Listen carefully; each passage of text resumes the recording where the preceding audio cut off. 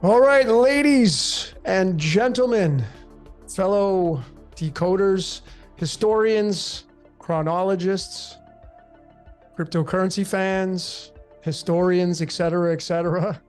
This has been the moment a lot of you have been waiting for, the collaboration of myself, the great Jordan from Waters Above, and the great Jason from Archaix.com. So here we all are, ladies and gentlemen.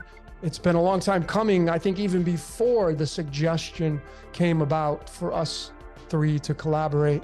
So here we are, and we're going to get into some pretty hefty, heavy topics. I'm going to try to be the moderator and ask some questions here. I know that all of you are antsy for us to get started. So here we go. And the first thing that I want to do is hand off the baton to Jordan, because Jordan had a suggestion before we even started this on what made this whole collaboration come about. So Jordan, go ahead, brother. Well, first off, I'm excited to be here with you guys. I think this is going to be an incredible transmission, but this all came to be through a couple of conversations that me and you had privately, as well as from the last podcast that me and Jason did. And we were talking a lot about this upcoming October and just riffing back and forth about our theories. He shared a really heavy prediction. I'm sure we're going to talk about it a little bit today. And me and you talked a lot about the rest of this year, some key dates in May and throughout the year of 2023. So it was just bound to happen for us all to come together and kind of go back and forth and refine our processes of decoding and sort of just have an open dialogue and philosophy about what's to come and how this year is such an important year for the world stage. Awesome. Jason, you got anything to add about that? No, he's right though. It's we're not the only ones that are foreseeing some grand event in the near future concerning either the information technology sector, a huge change, or maybe some type of reset of the internet. This is a popular theme across a lot of platforms right now, and for different reasons. I mean, we all have our different methods of prediction or basically ascertaining where the direction of events are flowing right now. So this is something that needs to be discussed. Yeah.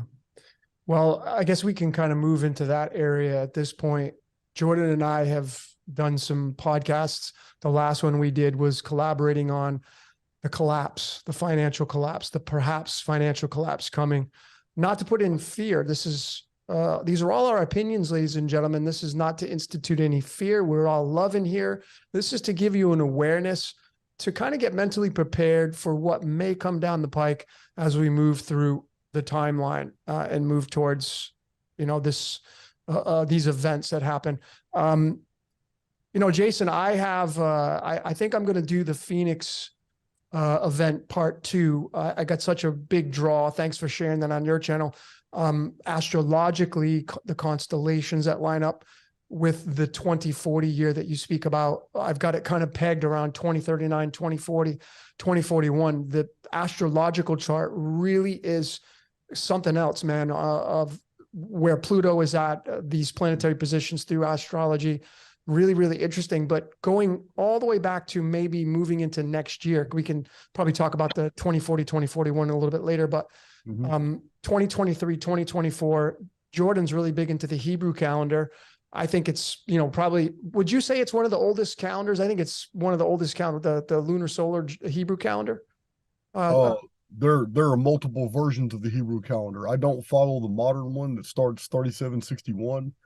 And this is because, don't get me wrong, calendrics and the start date of a calendar are not the same thing. Let me explain. In the Hebrew reckoning, you're familiar with the Shemitah, you're familiar with the 7-day cycles, Jubilees, all that's still real. The only thing I have a problem with is that there are multiple different versions of the start date for the Hebrew calendar. The official version that most of the world follows right now is 3761 BC. But there are rabbinical records that this was altered in 134 AD to basically throw off the Christians from interpreting Daniel chapter 9, verse 25 as referring to Jesus as the Messiah. Instead, the rabbinate wanted people to interpret that as Bar Kokhba being the Messiah in 134 when Rome destroyed Jerusalem the second time. So the calendrics of the Hebrew calendar are still relevant. They're very real. People have whole books and encyclopedias have been published about these cycles and epicycles. It's just the start date that we have a problem with, and that's not even really relevant. The actual what year it actually is in Hebrew reckoning isn't near as important as the actual calendrics of that calendar system itself. Yeah. Well, Jordan, you talk a lot about the Hebrew calendar. You use it in your decoding work quite a bit. I think really, as Jason said, it doesn't matter what year we're in. Really, we just use these as guides and like signposts and stuff. But Jordan, how important is the Hebrew calendar to your work? Because I know it's huge. I said it is, but like, what in your own words, how important is it for you? Yeah, it's massive.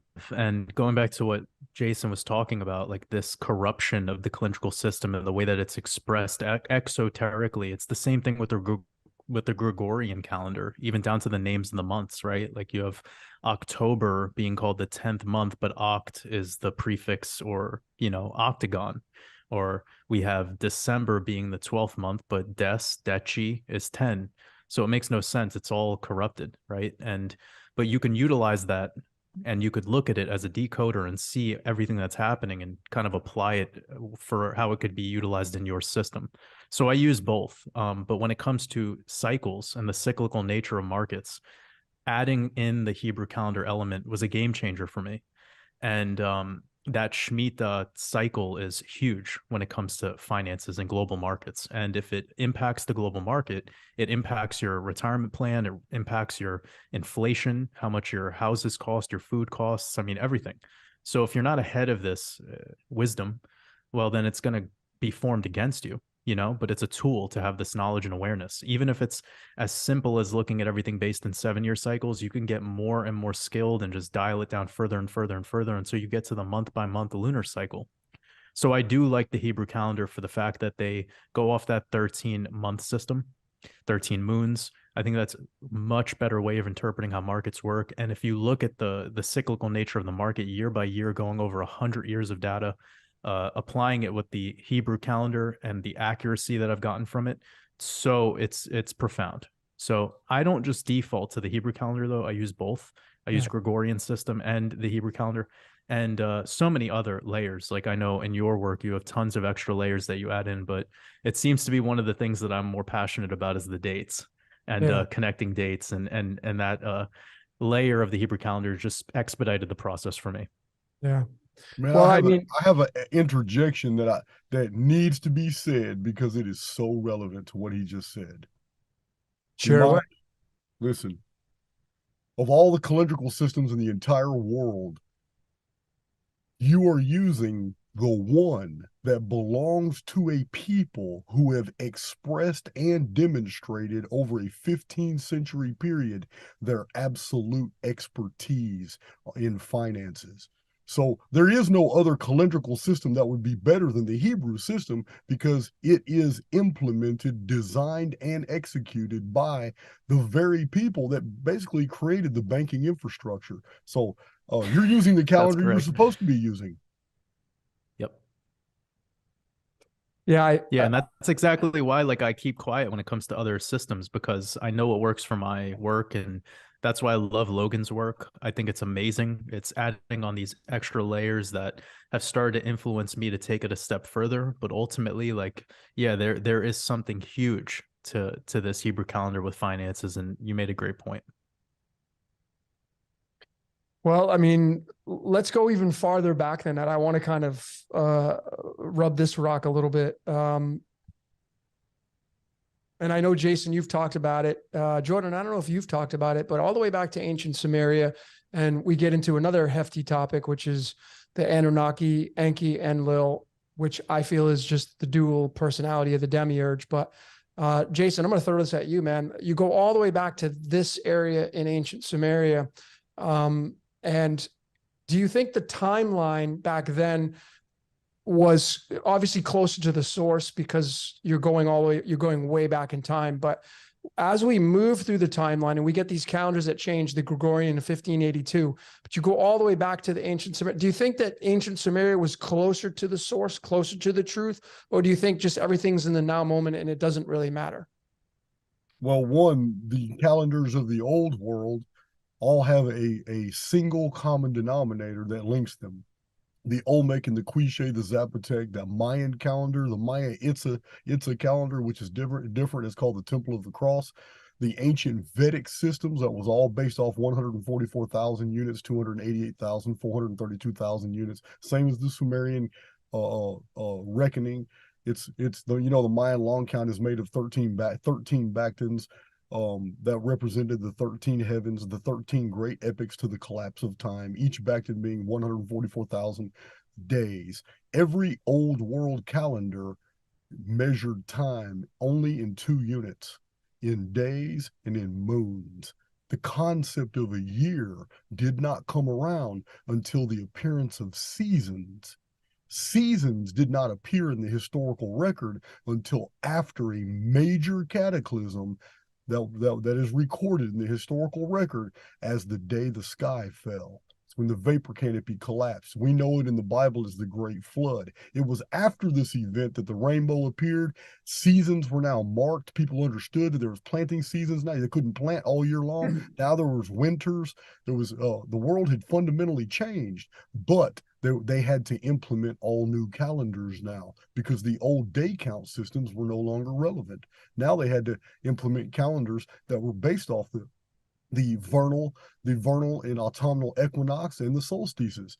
And this is why we have this huge separation of knowledge today. Why scholars today are implementing modern understanding of calendrics and trying to impose that on ancient systems, and it doesn't work. It doesn't work. Okay. Jordan, you got anything to add to that? No, I mean, that 144 is huge. He just made me realize that 144 3 times is 432.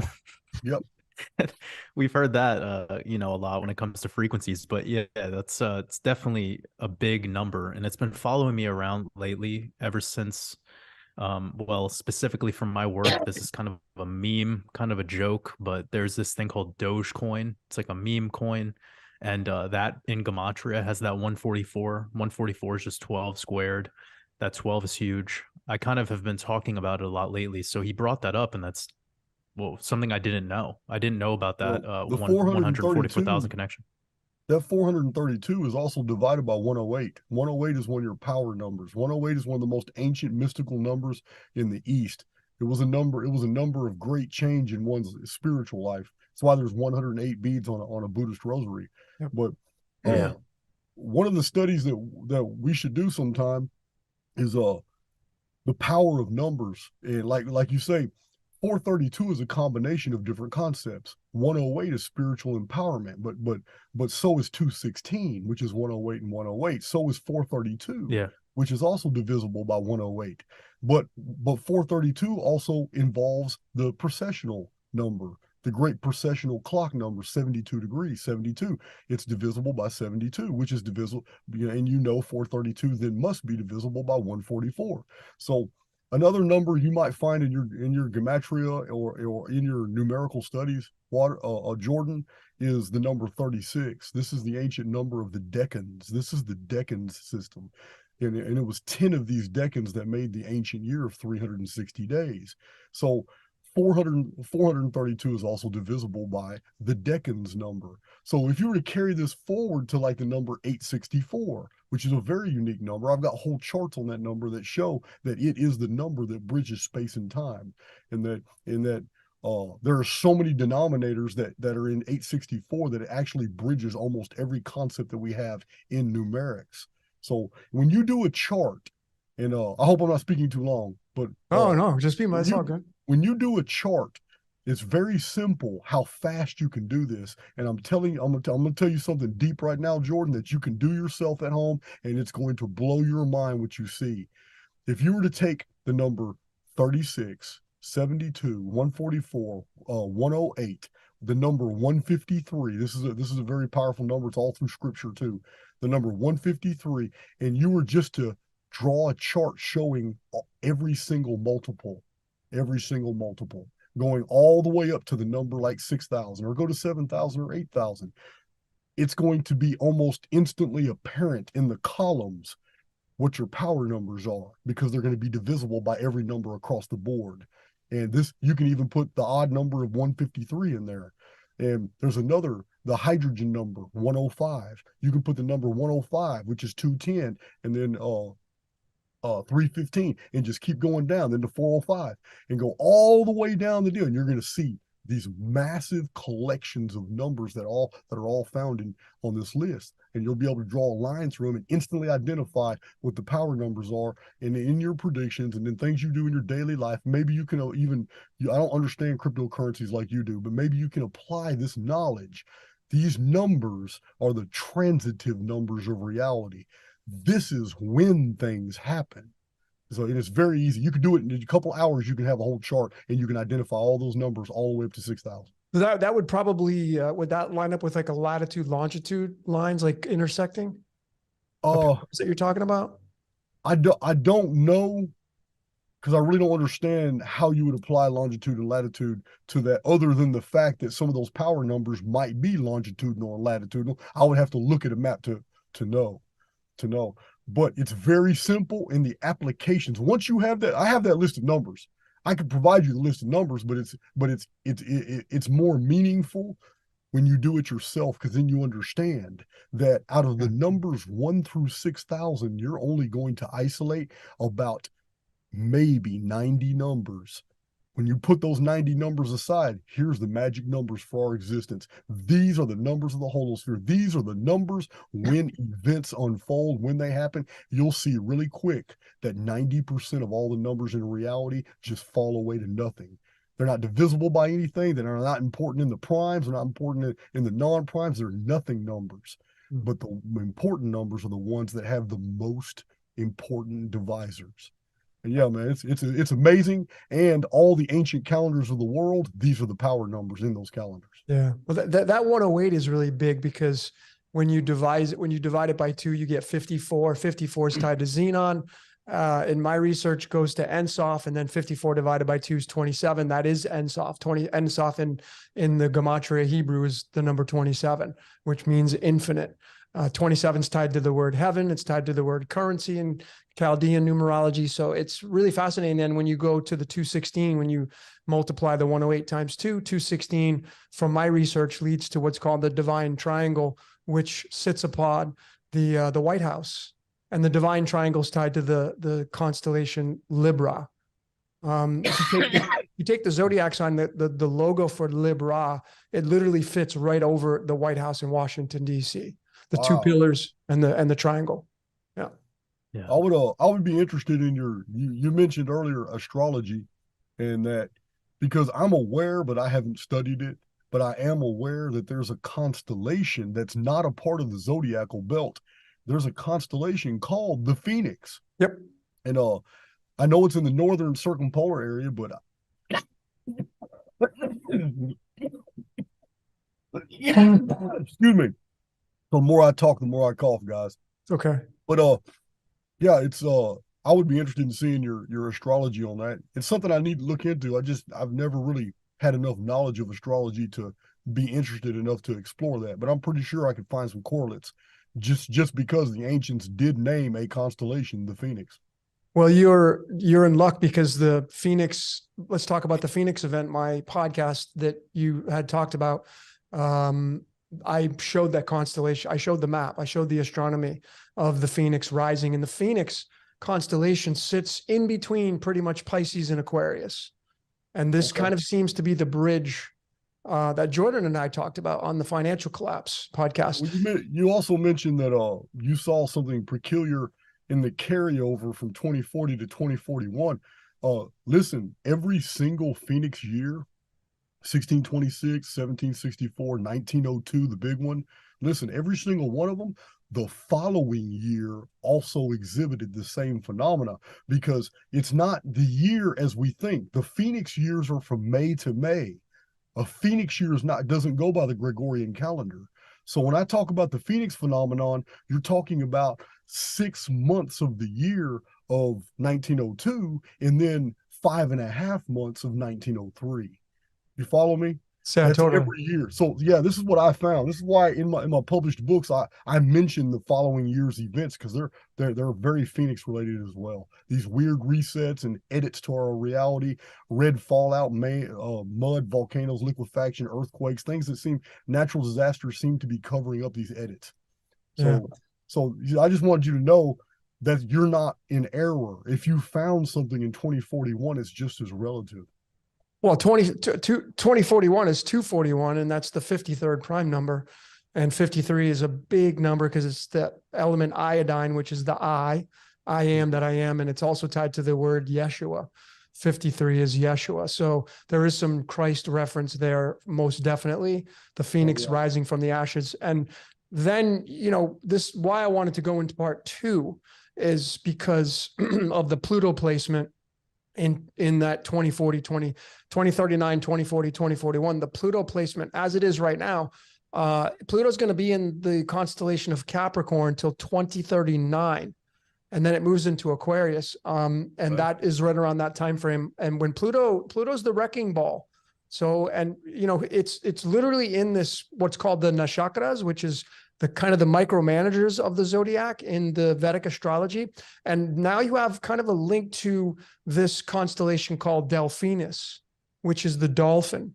So you have the Phoenix opposite the dolphin, in between the bridge between the age of Pisces and the age of Aquarius. It's really fascinating with your because I was going on that. I talked to Jordan about it. We talked about it at length about these years coming up, 2039, 2040, 2041.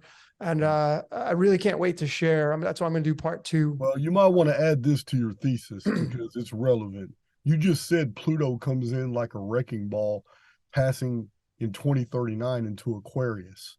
Yep. Aquarius is the sign for water, the sea, the ocean, the deep. All right. In the biblical narrative, the sixth seal in the Phoenix appearance, the end comes in like a flood. So I can see the associations. This is in the book of Revelation. The end comes in like a flood. And that's exactly what you're saying here. Pluto comes into Aquarius.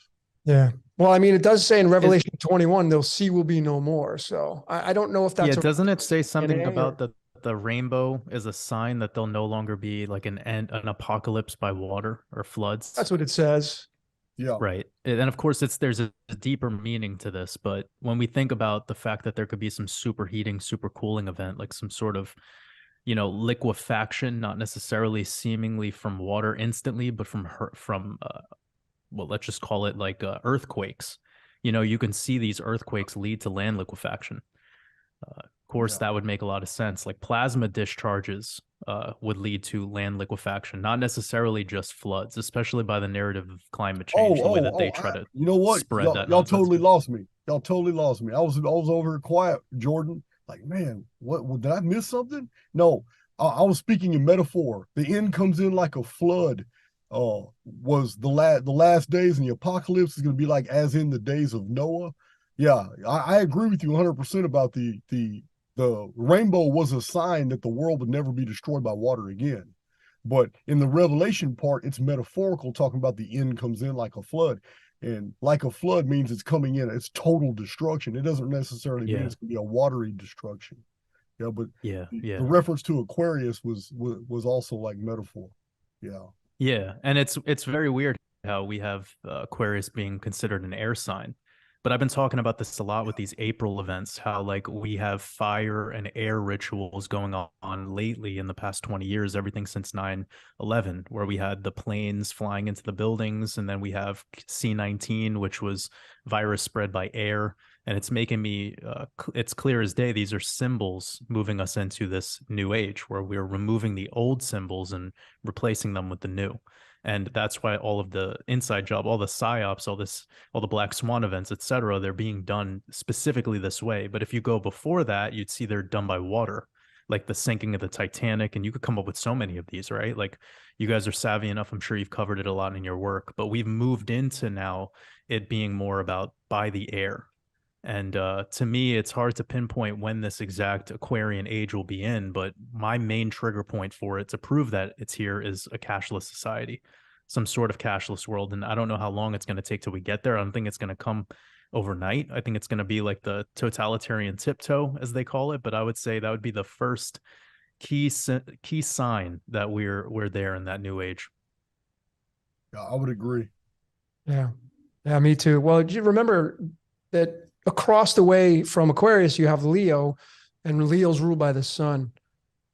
So you have the rulers of the astrology, one being Leo, the lion, across in the fifth house, and then you have the 11th house of Aquarius, which is seemingly in the New Age is Uranus, but it's also co-ruled by Saturn. I say Uranus completely because it's kind of the technology and the age we're moving into. So I guess we can kind of move into that, right? So,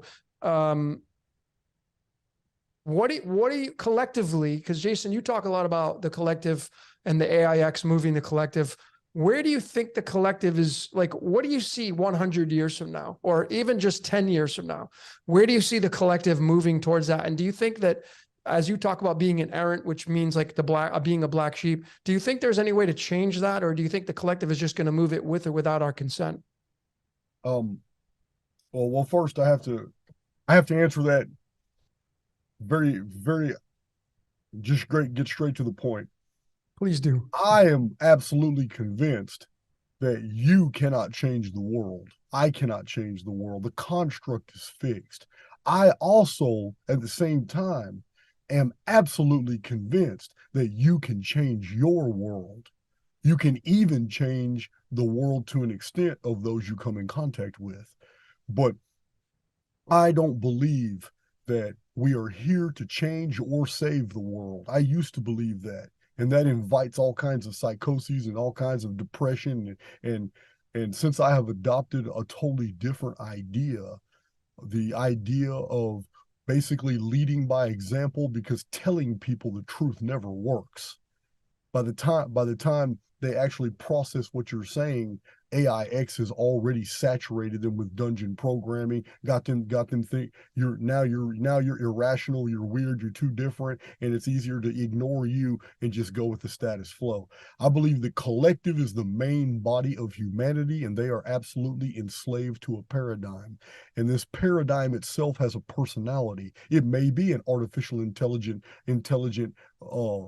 network program or a system of protocols. I've never been able to say with any assurance what it is. I'm just confident that it is. There is something governing over the collective that basically acts as a shepherd, and they act as sheep.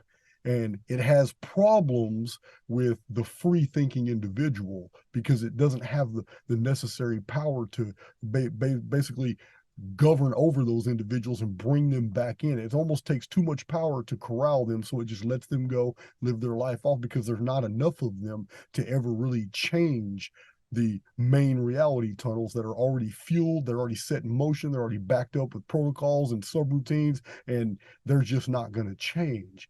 And the collective feeds this thing that's controlling all of this.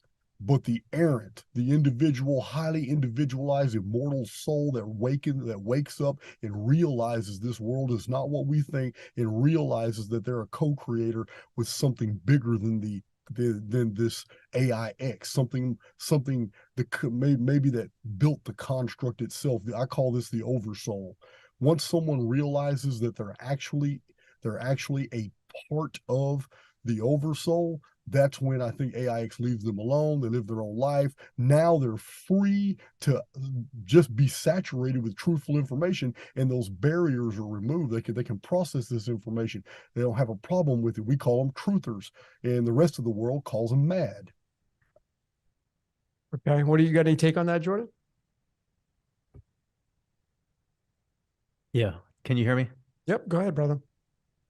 Yeah. What No, do it you reminds me of something. It reminds me of something I heard where it's like the world, like you sound crazy and the truth sounds crazy in a world full of lies, right? It's very basic, but like that is how you're treated. Like when you, it's sorry, I had to shut off my mic because I Okay. was laughing when he said dungeon programming. I started fucking laughing so hard because I've never heard anyone use that terminology before. And it's so spot on. It's like it's a really funny way of saying it. It made me think of like Tartarus, how they're like stuck down in the dark abyss of nothingness, being used Yeah. as an instrument. Uh, and I say this quite often. I think I use a term like prana, where it's like your life force energy, and you have this opportunity to maintenance your prana. And when you tap into your own creative essence instead of just being purely a consumer, it seems to be like your whole paradigm shifts. Like it comes back into this unity consciousness. And it's, I believe what Jason is calling the dungeon programming is like being stuck in duality consciousness, where everything is about the right and wrong and left and right and black and white and yes and no and evil and good. And if you're stuck in this, we get taught the savior complex. So then we try to feel like we have this necessity to go save the world. And it comes back to what Jason was saying earlier. And there's no world to save. There's only your world and your life and your script. They call it scripture. That's all it is. And if you follow someone else's script, you're being obedient, Yeah. and that's slave programming. And when you figure out that you could write your own script, or you could at least tap into your script through your great work of learning more about the code, well, you start to see there's these layers to the so-called freedom. And I don't even want to look at it that way. Like, I don't really look at it like it's an imprisonment or a trap or enslaved, or because that's not how I perceive my reality. So once I've gotten to the stage that I operate at right now, I couldn't fathom a slave or dungeon programming. It doesn't exist in my realm, but I could see it clear as day when I leave my house. So it's like it's this the only thing I could really say to this is I've been practicing compassion. I've been trying to compassionate all these moments where I would typically judge the so-called sheep or the NPC or whatever people want to call them. I look at them now as an opportunity. Like they're an opportunity for me to be grateful for this gift that's bestowed upon me that most I feel even some so-called enlightened individuals or truthers, they squander this ability by just purely being in fear, by talking about the food shortage all day and talking about the whatever end times prophecies, and like it's fine to be aware, but if you walk in fear in the process, then it's consumed you and you're back into slave mode. So how to like walk this truth and embody this persona that's fearless, and that's where you really become your true authentic self. Well said. Well, like I think in this reality, you do have the night and the day, right? You do have a duality here. I think you have a yin yang here. And just like the body, when you're a baby, you're born pure, you're born a virgin, you're born with a digestion system that's clean and pure and it works great. But as you move through time, you start getting weighed down and you eventually will face death. And that's because you become toxified and then the bacteria pathogens take you down, however it is that it looks for you. But I really feel like no matter what, as we all probably can agree here, all that matters is the now moment. It's eternal. It never ends. It just continues to grow. It continues to experience itself, I think. But overall, when this reality becomes too dark, the positive comes in, because you can't have negative without positive. That's what creates the battery. So the positive always kind of wins at the end, because if negative won, then there would be the end of the game. So positive has to win, which obviously is love over fear. And love always comes in and wins in the end. And the game, to me, starts over again. And then we have a fresh set of standards, a fresh set of, and this is why, I like your work, Jason, because you go into the chronology, the history in very deep depths, probably unlike anybody I've seen, where you show these changing of the guards with all these kinds of circumstances happening. And really, the only thing that matters is the now moment. So, but, anyways, let's kind of shift gears. I want to ask Jason, I want to ask you, and then Jordan, I want you to chime in on this. What is your take on the topic of the Archons? What would you say for Jason? Would you say the Archons is AIX? Well, I have described the Archons as being protocols that are controlled by AIX. Now, I'm not saying this judiciously. I'm not proclaiming this as actual fact. I'm trying to describe basically something that makes sense to me, something I can make sense of all this.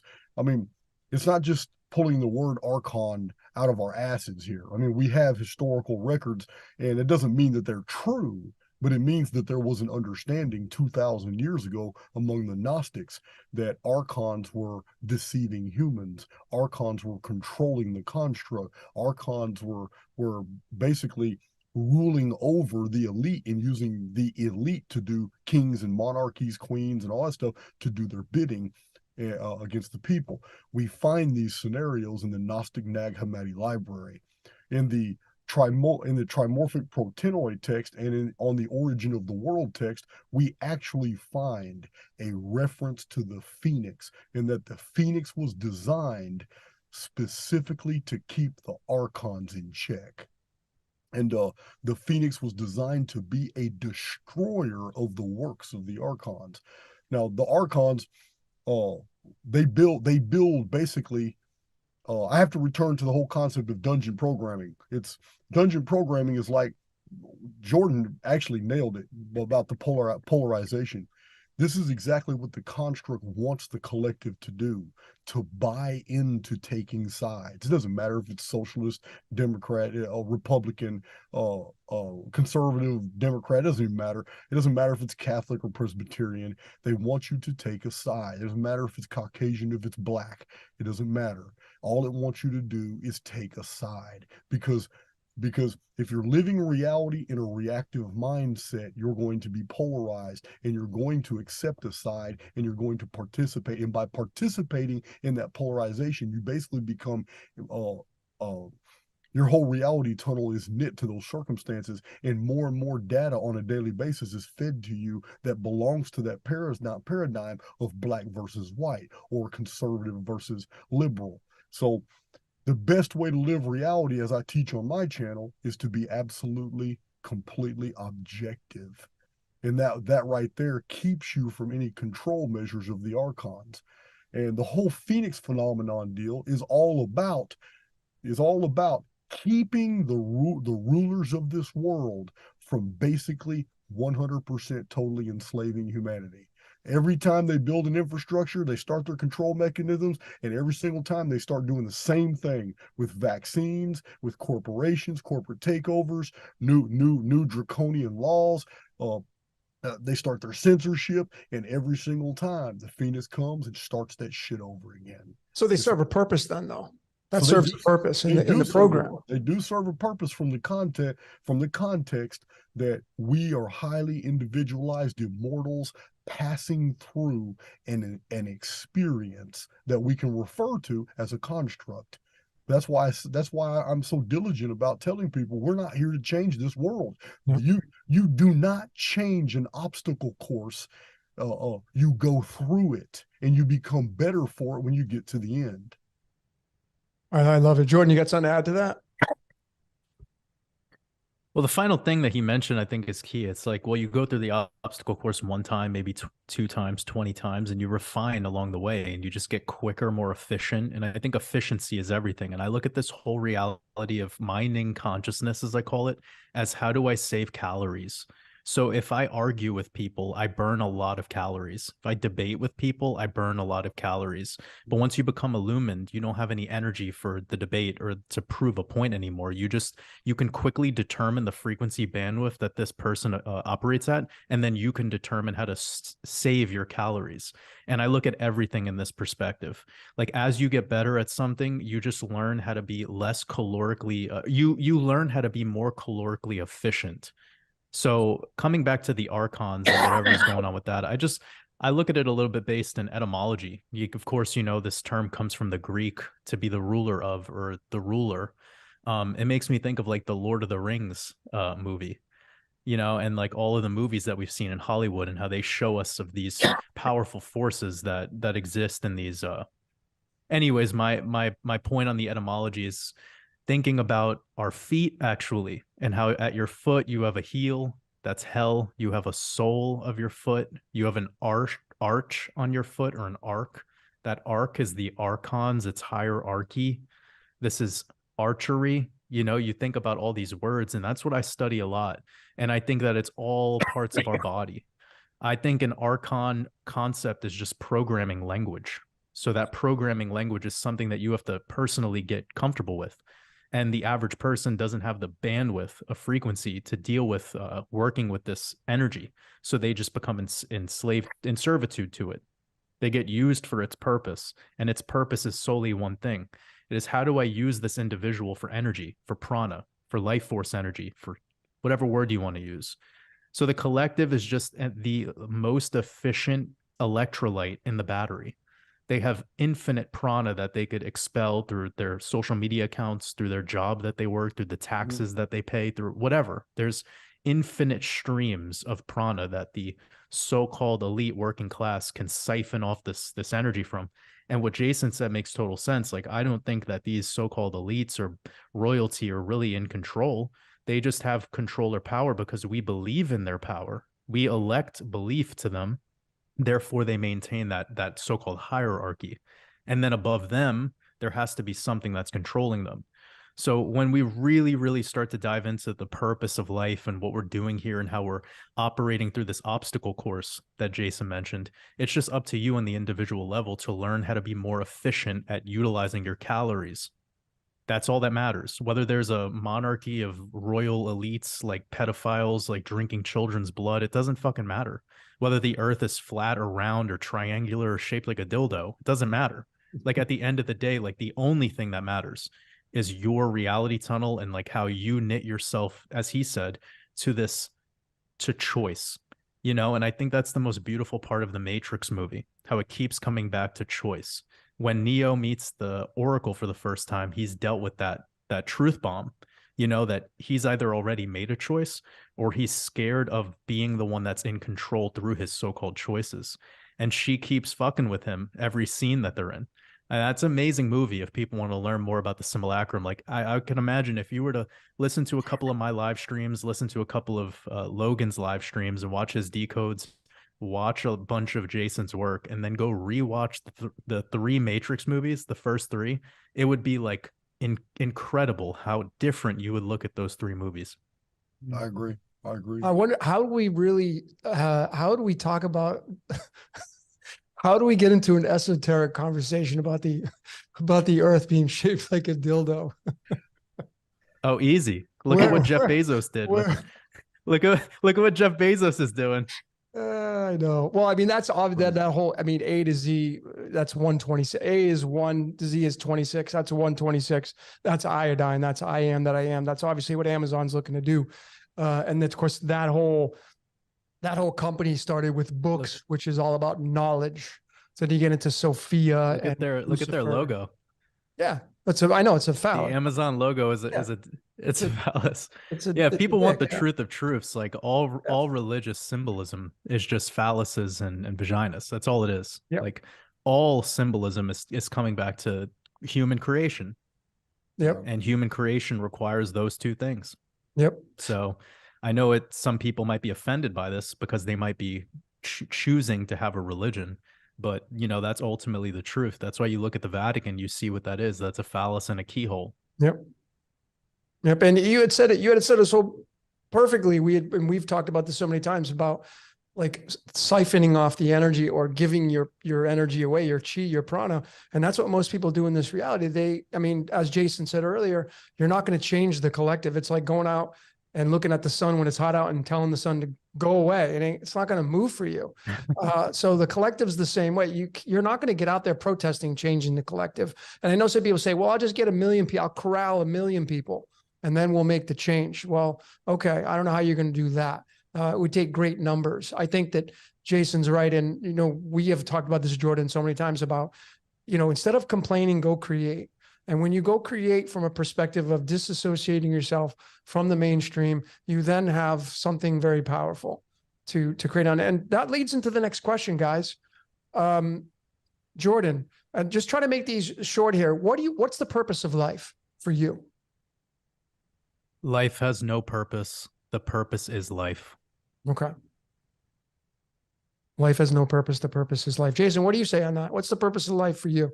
That sounds very familiar to Lyle Jacobson, modern philosopher. He said, living is the purpose of life. Correct.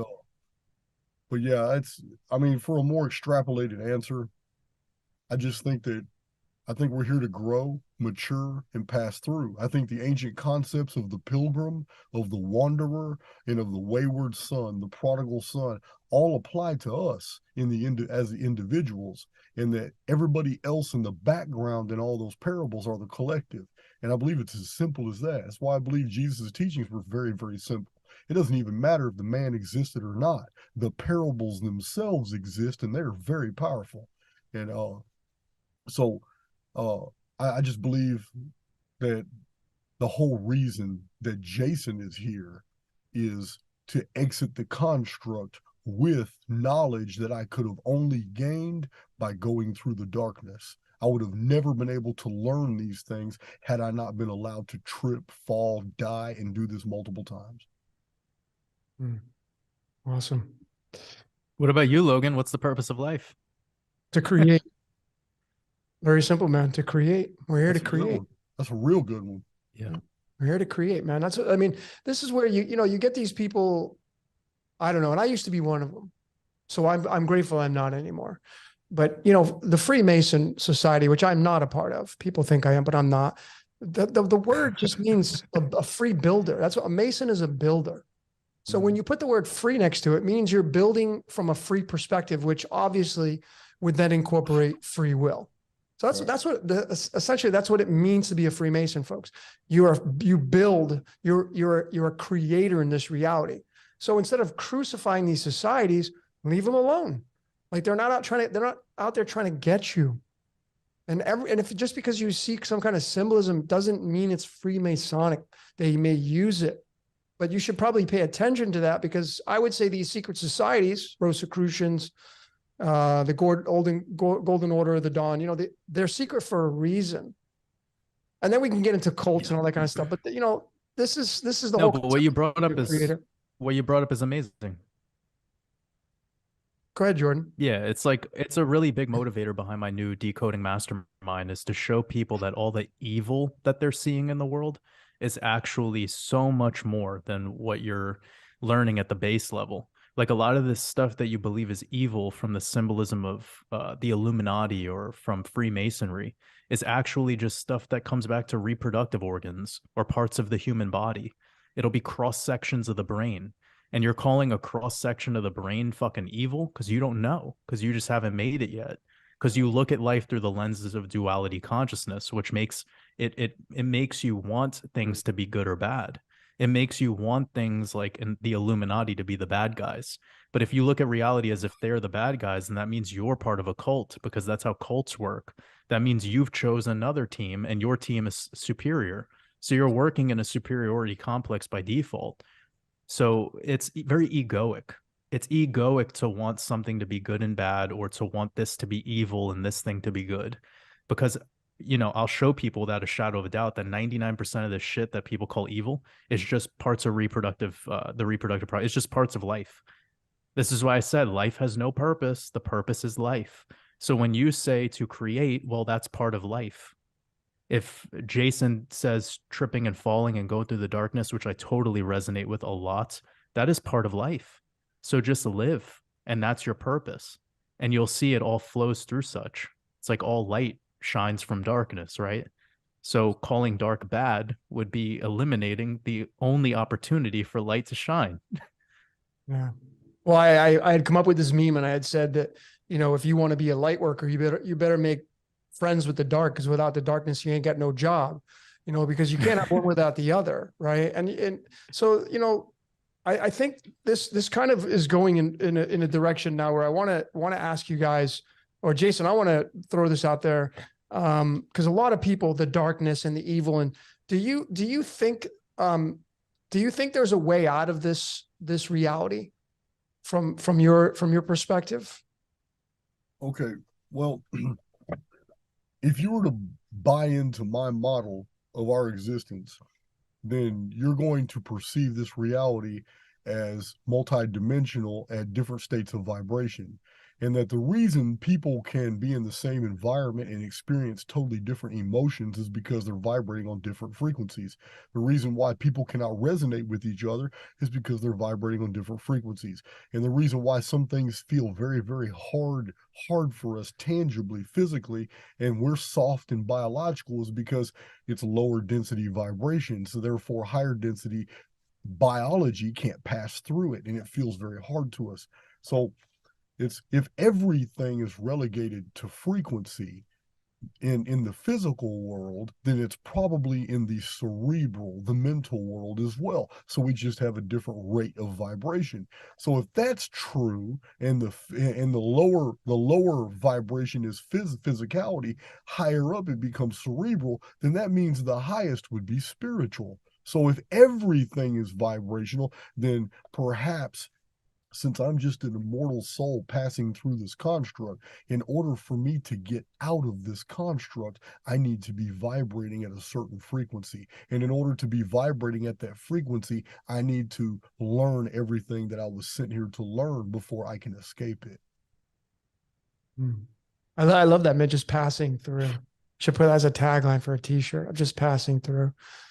Yeah. You I just like gave it. me an idea. Yeah. Well, I got a t-shirt called Here. Pretending to be Human. That's kind of similar to that. But anyways, Jordan, you got a question. Go ahead, brother. You got some content.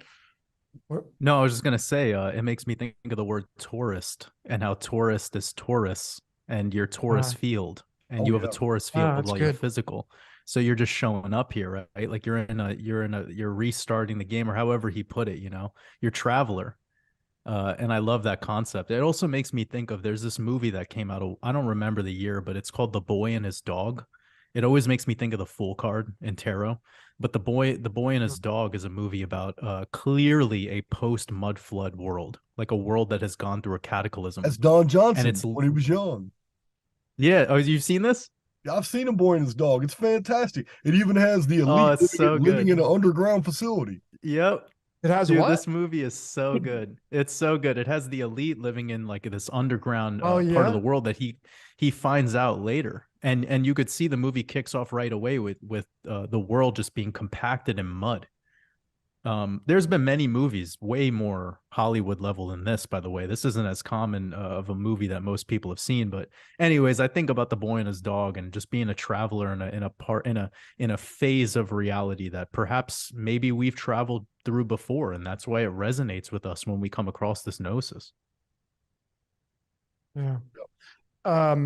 All right, so let's throw this out there to you guys. My research at this current stage, I have a new Decode coming out, Prison Planet Part 4, the series of mine. And man, I got to tell you guys, my whole world's turning upside down with this research. And it seems to be like, if you study Vedic astrology, the Indian astrology, which I'm a huge fan of, probably the most important body above us is the moon. Besides the sun being the spirit, our soul, it's the moon. And the moon, through Vedic astrology, runs the mind, the subconscious, the emotions. Essentially, it's kind of like the hard drive of Earth, if you will.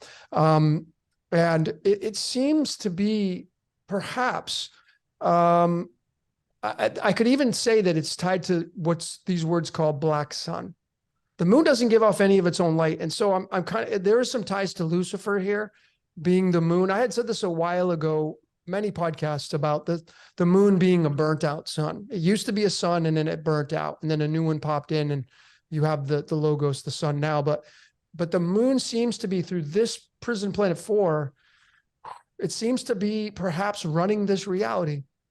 And then you get the reference in the Truman Show, Christoph being on the moon, wanting to run Truman Burbank, and Truman Burbank decides to leave and exit the Matrix. And the story is as it goes on. But Jason, the moon, like, what is that to you? What does it mean to you? The moon being a construct outside this reality, or in the firmament? Well, in the 1950s, the Russian scientists published a series of very compelling arguments, because their own conclusions about the moon was that it was hollow. and that if it's hollow and that the surface of the moon shows the evidence of mining, and they showed close-up pictures showing where they believe that there were facilities on the moon in ancient times, not any time in now, and the Russians concluded that the moon must have hollow cavities that are probably the size of large cities on Earth. And if that's the case, then the moon is probably a super construction that was put here by a technology that's far superior and more ancient than we understand, and that something deliberately put it in our orbit. This was the conclusion of the Russians based off all the data that they could compile. Now, I'm not saying I agree with that. I'm saying that they understood there were enough anomalies to come up with a theory like that. So, I understand from the writings of Hans Boehringer, a Viennese engineer in the 1800s. His research was followed up by Hans Bellamy in 1901 and 1902, and it was cited by Emmanuel Velikovsky in 1950 in Worlds in Collision. And the conclusion was the cosmic ice theory, which was the extra moisture and water that we have in the 2-mile high ice caps at the northern and southern extremities of our world was explained in a cataclysm the day the moon appeared. It's called in the historical record, it's called the capture flood.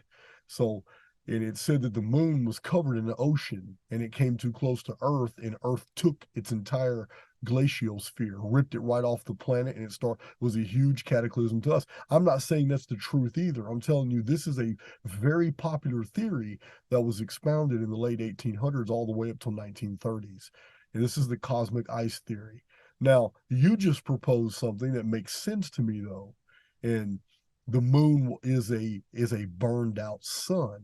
The reason this makes sense to me is because I'm privy to a lot of research showing that the moon is holographic and that it has been seen through before, and our own sun acts like it's holographic, not a solid. So we have traditions that our world began with a 2-sun system, just like Star Wars. Luke Skywalker's home planet shows 2 suns in the sky. One is close up and one is very far away.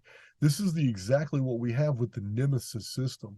The original Earth system was the Nemesis system. It had 2 suns. Then one sun collapsed, and it left us with a day star. And the other sun collapsed and didn't give light anymore. There was a cataclysm, and the world was covered in a vapor canopy for a very long period of time. And only after the collapse of that vapor canopy did people see that moon in the sky. So I don't know. I'm not saying which one is true and which one is not. I'm saying we have so many different theories, and they're all supported with very good evidence. So I don't know, but it does make sense that the moon could be a burned out sun, because we don't even really know what the hell the sun is. Yeah. Yeah. I mean, if you look at the mountains and the mountain ranges across the world, I mean, you had mentioned the 2 suns, and are we going to see the moon collapse, and will it fall to Earth? And as it does and it breaks apart, it will form the new mountains. And is that how the mountains got formed last time? Because you have a lot of flat land, and then you got these huge mountain ranges and et cetera, et cetera. But is the mountain ranges remnants of a fallen moon / star that was here before? And are we just going to see another sun come in, and then the sun we have right now will just be a partner of this new sun coming in, which is going to get into the Hopi prophecy and the return of the blue Kachina, right? The Hopi prophecy. So that's kind of interesting there with that. But I mean, the moon to me at this point has a lot of merit in running our minds. I think I had done a decode on the water cycle, and the water cycle was tied to the number 42, which is tied to life, the universe, everything. Douglas Adams' book and series that he has on the number 42. But it was all about the sun, the moon, and Earth, and that trifecta was creating our reality. And the Earth was obviously being fed by the sun through photosynthesis without the logos. And then the moon is all about the condensation. So the sun evaporates, the moon condensates, and then we have precipitation. And then we get the rain cycle, the water cycle. And I feel like that's kind of maybe how the incarnation, reincarnation process works. But that's, of course, purely theoretical. Jordan, what's your take on all this with the moon and all that? So back in 1965, there was a professor, Roy Foster, who was actually interviewed, and he was asked about the moon. He was talking about how the moon is not something we could land on. It's not physical. He basically called it a plasma phenomenon. And this resonated a lot with me when I first heard it. So this plasma phenomenon thing, it sparked a lot of interest into what are the luminaries, what are the planets, what is this stuff that NASA shows us? I'm talking about a while ago is when I first heard about this theory, a counter theory to what the moon could be. Of course, we have the traditional 1971 so-called moon landing. A lot of us start our conspiracy days in that one, so beyond that, that was the first time where I was ever blown away by a concept. And anyone could go look this up. It's just you type in plasma moon scientist and you'll find it on YouTube. It's pretty common. So that would be my first, like, it's kind of esoteric, but not really. It's a good starting point for people to just get going on a theory that what is this moon? But for me, I'm looking at it purely simulation. I think everything that we're looking at in the night sky is an optical illusion.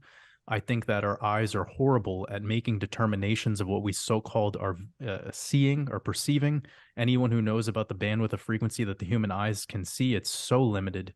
So when we start making conclusions on what we perceive through vision, I think we're not the species to be counseled on, consulted on such a thing. It's just we're too limited in what we could see. Anyone who's taken psychedelics also knows that you can increase the bandwidth of what you see with your eyes by taking psychedelics. So I started there with me just being curious as to what these things are, but I do not believe that anything happening outside of this firmament or even in our sky that is so-called physical, I don't believe that it is. I look at the sun as a portal at best. It's probably a black hole portal and a wormhole, maybe. And with this moon, it's potentially a optical illusion reflection of the physical realm. I'm very open to that theory. I'm not committed to it. I'm not committing to really any of this, but I'm very open to the idea that this moon that we see in the sky might actually be a reflection of this entire physical realm that we're living on here. I do not believe in planets. I don't believe that this is a globe. I don't think we're a ball spinning in outer space at 1,000 miles per hour with curved water. So yeah, just all of this stuff together has been making me not conclusive, but definitely I know where I'm not gonna make my commitments. Outside of that, whatever this moon is, I think it's tied to matter. So this is the final thing I'll say. When you look at some Freemasonry symbolism, you could see the two pillars, Yakin and Boaz, and you have your moon pillar, sun pillar. On the moon pillar, you see the globe, this thing we call Earth, right? And you think of the words here, which is what I love to do, just go into the etymology. You have mother, which is mater, which is again coming back to matter, moon, ma. This is all coming back to language and language spells. So I believe that whatever this moon is, it affects physicality. It affects the matrix. It affects this place. And thinking of the word matrix, this comes from the French word matrice, which matrice means womb. So womb is your moon, from the womb to the tomb, right? Moon. It's all word spells. So yeah, I mean, whatever the hell that moon is physically, I can cut through it all by saying that I do agree with what you said, Logan, that it controls the mind of man, because the mind of man for the average person in the collective is purely material. It's a person who believes in a physical reality, that they are a physical being, whilst I look at myself like a spiritual being having a physical experience. The average person believes that there's almost no spirituality to this, and they're purely of the material. So it makes total sense to me when we have a full moon, why we have increased violence, crime, people, you ask people who work at prison, at the prison yard, what's going on there. I mean, maybe through personal experience, Jason might be able to chime into that. Like, what's a full moon like in the prison? Have you noticed anything like that, or is that not necessarily the case? Is that just a fable? Okay. First of all, I have to interject with something very, very important. Oh, he's pulling out the book, man. No, I'm not. Oh, he's got okay. This is Eagle. This is Eagle Rare, aged 10 years, Kentucky straight whiskey. Now, I have to do a demonstration. Are you going to do a shot for us? Now, I'm going to tell you now what you just said, Jordan, about the whole space being just a show and all that and all the moon. 100% agreement, man. 100% agreement. Oh, he's doing a shot for it. Okay. I love it. I love it, man. Yeah. Listen, man. Space was made in a Hollywood basement. So you Red Hot Chili Peppers. Me and Logan talked about that quote. We talked about it in like a podcast. I need to just bring to your attention something. It's just so comical once you process all this. Listen, 1920s, 30s, 40s, 50s, 60s, 70s, 80s, even up to the 90s, all the textbooks were 100% putting out this information that we can ascertain the chemical composition and the mineral composition and the metal compositions of luminaries based off the spectrum and the colors. So telescopes were based off separating the colors and the spectrums. And with the advent of using computers in the late 70s and then 80s and 90s, a massive amount of astronomy photos were CGI'd using software that translated from numbers that were attached to different colors in the spectrum. People don't realize the pictures they're looking at in all these astronomy books are not actual photos. They are CGI'd reconstructions based off number patterns that are programmed from sequences that are fed into the program based off the colors that these spectrographic telescopes are reading. The telescopes aren't looking at planets, they're not looking at stars. They're looking at all the different colors. And then they have this series of chemicals and minerals and all that, and those numbers basically tell them based off the color what the stars are made of. Listen, 100% of our astronomical data came from this model, and they published all these books based off this. And then in 2004 and 2005, astronomers very quietly admit that cosmic dust going through the galaxies and all that stuff alters the colors that their telescopes receive. But not one person has come forward and say, well, hell, we all going to rewrite all the books?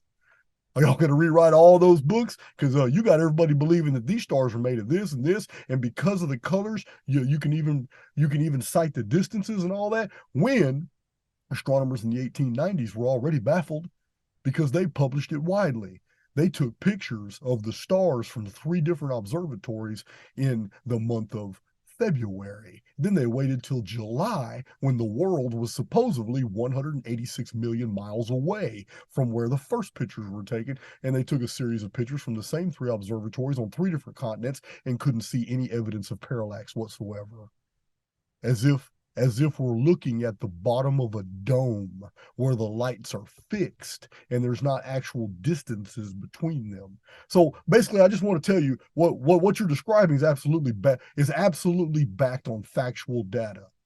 And everything that NASA puts off in all these textbooks and all these collegiate works and scientific books, every bit of it is based off the software that was designed to break down the color spectrums and then put out what the minerals and what the chemicals are in those stars, and then tell us their distance of those stars and tell us how big they are and tell us what they're made of, that therefore how old they are. And that same data was then used through another series of algorithms that then guesstimated how many planets it developed because of its age. The entire model is a mathematical construct that was invented. That's really interesting. I mean, I've watched countless amateur astronomy videos with their telescopes, and I've seen, Saturn, Jupiter through these telescopes. They're not NASA at all. So there's that, right? But let's just hypothetically say that you guys are correct. There is no planets. There are no stars. This is all just a holographic projection. Then people would say, well, how does astrology work? How does it become so accurate, and how does it really define our reality at that point? Man, I'd love to answer that. Go ahead. Okay, well, check this out. there should be no attachment to an idea that just because the stellosphere isn't what we've been told in the past 250 years automatically negates the fact that for thousands of years astrology has recorded and been able and used with predictive value. These are two independent systems. We should not merge them only because we find one is incorrect. The stellosphere is real. The luminaries are real. In the book of Genesis, it's very real. The stars were put up there to tell us the times. Okay? The original calendars were all concerning the turnings of the stars. This is also in Genesis. In Genesis, the very first timekeeping method was, and the evening and the morning was the first day. Because in the ancient Bronze Age, the day began when the sun went down. This is why the Hebrews have that as their model today. To the Jew today, the day begins at sunset. It's not like the rest of the world, but the Jews still maintain that ancient Bronze Age cultural idea, which is reflected in Genesis. The evening and the morning is the first day. And then God made the plants and the animals, and the evening and the morning was the third day. Then God made mankind, and the evening and the morning was the sixth day. And then God rested from all his works, what he thought was good. And the evening and the morning was the seventh day. Genesis is very specific. All the old calendars were based off the stellosphere, and it was all the turnings of the stars around the dragon. Because in the ancient concept, the only star in the sky that didn't move was Alpha Draconis. It's the eye of the dragon. It's the only one that didn't move, and the whole dragon spun one time a day. The whole dragon spun one time a day, and that's why the ancient Chinese calendars numbered all their days in dragons. Yeah, when this emperor reigned, it was 4,322 dragons. That's all it was. It's just a turning of the stars. So in answer to your question, Logan, it's no one should associate the fact that we've been misled as to what the stars are and think that has anything to do with discounting the predictive value of the ancient science of astrology. There's no correlate here. One should not negate the other. Astrology is ancient. Our understanding of what the stars are is very, very new. Well, I mean, my whole thing to postulate this is that, because ideas, what's in psychology, it's called self-fulfilling prophecy, taking an idea, sharing it with somebody else and saying, oh yeah, I like that idea. And then as a group, you share it with somebody else and, oh yeah, that's a cool idea. And next thing you know, you have a following of people that share these ideas and you project these ideas out onto the world stage, and instantly and automatically you create what's called magic, and spreading the word through magic and spreading the word through expressions of what it means to be a human being. So when you have thousands of years of this going on, potentially hundreds of years going on, even if we go back, like I'm 50. So if I go back 50 years of existence of human being species, you have these ideas of people projecting what it means to be a Capricorn sun or a Gemini sun or a Sagittarius sun, what the remnants mean, what the description means of having Mars in a certain house. These ideas are spread through by magic. And when you spread these ideas through magic, you end up creating an idea that becomes a self-fulfilling prophecy. And next thing you know, you now potentially, I think this has the base fundamental of shaping our society through magic, that is. And that is just people agreeing upon a set of definitions and saying, yeah, that rising sign in astrology, yeah, that totally resonates with me. I mean, me being a fan of astrology, a student of astrology, when I go read about myself and I define myself through the rules of astrology, I start to resonate with that information. And the only thing that makes sense to me is that the ideas throughout however long this has lasted, it potentially grows, it becomes stronger. And then is it creating and defining our reality based upon these fundamentals? That would be the big question I would have. Are the collective ideas of astrology, numerology, all the esoteric sciences, are these ideas that people have been projecting through the expressive natures of our five senses through time? Has that defined our reality as a species? And really all that matters is the now moment. What do you say on that, Jordan? Well, I think what we're discussing right now is belief. And I look at belief like a technology. And there's this critical scene in The Matrix. I think it's in the end of the first movie where Neo is starting to fight back against Agent Smith. And you see Morpheus kind of go in front of the camera and he says to Trinity, he's starting to believe. And at that moment, you see that Neo like truthfully embodied the one. And he started moving in this speed that he's never moved before. And he started really tapping into some like superpower level wizard shit. You know what I'm saying? So it's like belief is everything. And if you believe the earth is round or flat, or you believe that the stars are real or they're not, it's really whatever you take on. And that belief like plasmatizes itself into your reality tunnel. So I could just say that, you know, there's no difference believing in Jesus or believing in Muhammad or believing in flat earth. Like if you decide to make that choice, it becomes that for you. And then you take on that truth and everything is built around that. And if you have a really damaged ego, you will fight to maintain that truth. And everything else that goes against that truth will be your enemy. And that's a really problematic place to be if you're trying to expand consciousness. Consciousness doesn't have room to expand if you're making those sorts of decisions.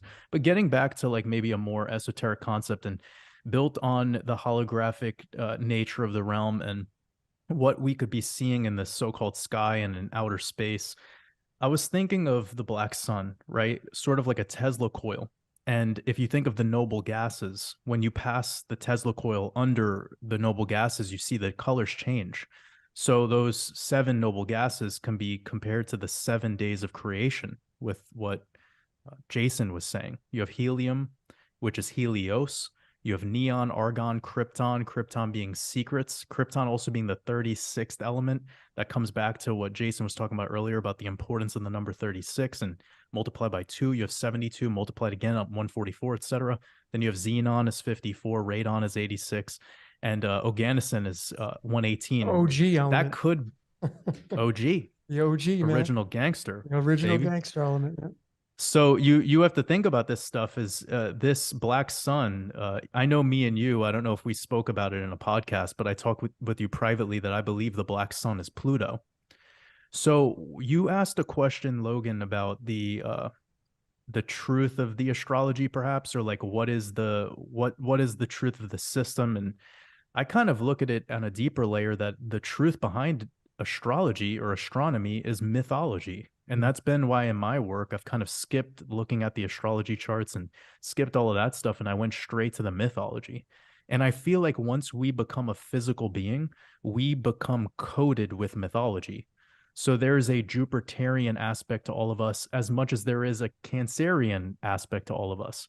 You could even go into the zodiac, right? Like there's a Piscean aspect to us as much as there is a Sagittarian aspect to us. Yeah. And you could chop it up all day. And what Jason calls an errant is what I have always called a divergent. You're just like a glitch in the system. Like you take on all aspects. You're okay with taking on all aspects as well, because you feel like that selecting the duality route feels like enslavement to you. Like that obedience to the duality route, like if it's holding you back and you feel that at the core of your soul. So I like that divergent term, and I believe it's pretty much the same thing that Jason calls an errant. And I'm looking at it now, like, you know, when I started to think about the periodic table and the noble gases and passing this Tesla coil beneath it and looking at a sunrise and sunset and what it is, and you think about this the term Lucifer, son of the morning. You know, you think about the morning sun, the land, you know, the rising sun. It's called rising, Ra. Radon, But radon. what radon? And you can look clearly when you pass a Tesla coil under the noble gases, you can see the change in colors, and it is the same exact change of colors in order of the noble gases as a sun is setting on the horizon. It is the same. You will see the same color scheme coded perfectly. So the periodic table is exoteric, but in actuality, if you apply it in this fashion, it's revealing to you what this realm is. Like it is just a big, it's just electromagnetism. And that sun that we're perceiving as the sun that we call the sun, it's so much more than that. It might even be cool to the touch for all we know. It might not even be a ball of light. It might literally be just a black hole, and it's flashing out light. You know, I'm open-minded to all this shit, but when I started to look at the etymology, and this is where I'll wrap it up. When I started to look at the etymology, I was thinking how Lucifer is called the son of the morning. This has to deal with the rising sun, of course. Jason was talking about how the day in Hebrew is technically starting at the setting sun, that is Set or Seth. coming back to ancient Egyptian mythology, this being like your figure of confusion or chaos is when you enter the nighttime that has to deal with Set. But when you think of the rising sun and Lucifer being the son of the morning, and then I think about Helios or Apollo. Helios, hell is low, or Apollo, apple is low. It's talking about low, like it's talking about this rising sun. Could it just be that we've been indoctrinated to believe that this sun is the son we call the son of God, which has always been given a positive aspect, but in actuality, it's all tying back to something that is a little bit more draconian, like a little bit more negative. I mean, I don't necessarily look at it like a positive and negative, but it is such. It's like it's to create balance. It's to create this positive and negative force, which ultimately leads to balance. So yeah, there's so much to say on that, but it's been a lot of what I've been thinking about lately. So I'm glad we're talking about it because I've been wanting to riff out these ideas of the noble gases and what the sun actually is and what the stars actually are. It's been why I've been so apprehensive to get into astrology in the typical way that people do. Wow, really, really good points. So let me throw this question out there for either one of you. Jason, I'll throw it at you first. I know, a brunt of your work is the AIX, which is obviously connected to the collective. But the question I would have is the voice in your head, and anybody listening right now, you got a voice talking in your head, and you've been talking throughout this entire broadcast, maybe saying, "Oh, he's full of shit. I don't agree with that." Where for you, Jason, and then Jordan, where's this voice coming from? Okay. And is it connected to AIX with your concepts? Until I had come into contact with the writings of Ishak Bentov in a brief tour of higher consciousness and Stalking the Wild Pendulum, Great book. I had never ever entertained the idea that some of my own thoughts are actually me just absorbing information that's in the thought field. And the whole concept floored me. It actually redirected my whole focus. I had to stop what I was doing for a while, process that, go through my research notes, and it made so much sense.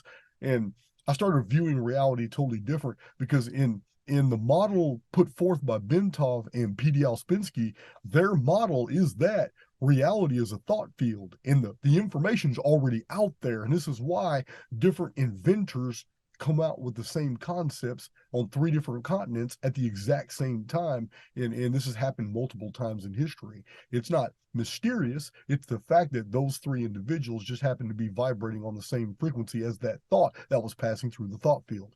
So this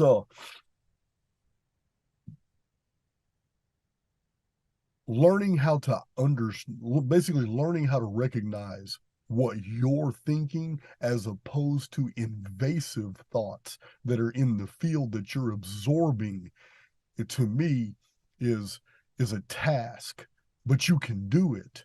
You can do it really easily. There's been many times when I'll be thinking about something and it has nothing to do with a thought that just injected into my mind. And I'll process that. It's like, why would I even think negatively about this person? I have never been either here nor there about this individual. Why am I even thinking about this individual at all? I'm thinking about this over here. I'm reading something and this just pops in my mind. So when you learn to recognize these things, you can better tell that there is a thought field that we're immersed in and that you can actually learn, not by virtue of reading books, not by virtue of experience. You can actually absorb information by coming into contact with it, being receptive to it. This is where common sense and wisdom come, because it's inexplicable how some people who have not had the experiences have yet acquired a tremendous amount of common sense or wisdom, and they haven't even lived long enough to have that type of wisdom, but they do. These people are more in tune to this background of information, and they learn by virtue of osmosis rather than experience. And I'm not one of those individuals. I'm hard-headed. I'll always fall before I get back up and realize I just learned something. That's how I've been all my life. So, but I know people who are just the opposite. So, Ishak Bentov's model resonates with me. I understand that when we meditate, in whatever form you perceive meditation to be. But when we meditate, we can clear our mind of actual personal thoughts, and almost instantly a sensation of motion comes over us, even though we're not moving. But if you close your eyes and you're sitting very still in a very not it doesn't have to be a dark room, but just something with no light is a distraction. And you close your mind and you just totally try to erase all present thoughts and all any projections, anything. Almost instantly, you're going to start thinking about all kinds of things that are going to be absolutely random, but you're also going to feel a force of internal motion, and it's not you moving. You're tapping into the thought field, and it's moving. You know, his concept floored me, and I believe it 100%. Bentoff's? Yes, Ishak Bentov. Yeah, he's great. His concept absolutely floored me. I'm a student. It led me to P.D. Alspinski. So I'm that's as close to an answer I can provide you on that right there. It's that some thoughts are not our own. There is a thought field out there. Would that be AIX? We can tap into it. Well, hold on. We can tap into them. But often it has nothing to do with artificial intelligence X. It has nothing to do with the reflective medium of the construct itself, which I call the simulacrum, which is properly pronounced simulacrum. I just won't say it. I've been doing it too long my way. But the truth is, the truth is, I'm now of the opinion that, I'll give you an example. A woman and I were having a conversation about another woman about 3 days ago. And the woman we were conversating about, I have had no contact with at all for 3 years. But it was a memory I was sharing. And I'll be damned, the next day after I was talking about her, she popped up on my phone, blowing up my text, acting like no time had passed in the last 3 years. Listen, the thought field is real, but because time and space are actually illusory, they're not real components of the spiritual world. They're only modulations of the physical experience. So in the thought field, she felt us talking about her and was instantly thinking about me because she knew where the thought came from, all subconsciously. And then she texts me. And this happens over and over and over. We are constantly drawing other people to us just by either thinking or talking about them. Because in the thought field, that every single thought that you have and everything that you ever physically say, it is broadcast throughout the entire holosphere, which it's not a restrictive medium.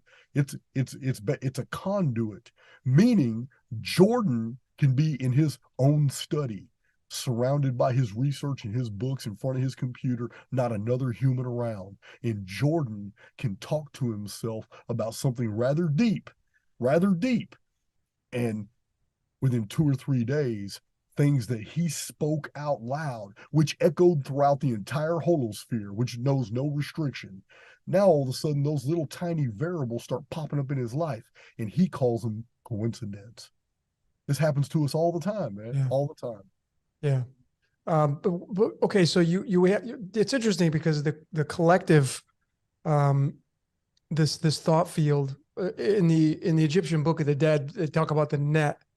So it would be essentially, I look at it, I think it's like everything's inside the net, the web, the matrix, so to speak. And so when you go through these ages from golden age to dark age, when you get to the dark age, there's so many thoughts that have been shared over the course of that time. It becomes very dark, right? The thought field becomes so murky and dark, and the energy is like, it's so heavy.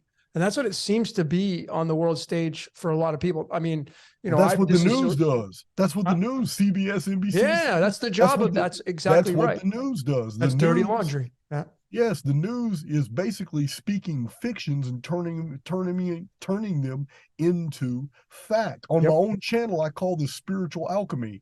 It is the assertion of a fiction that is known to be a fiction, but it is promoted as a fact to a large body of people who absorb that information, and then their belief in that data turns that fiction into a fact. Yep.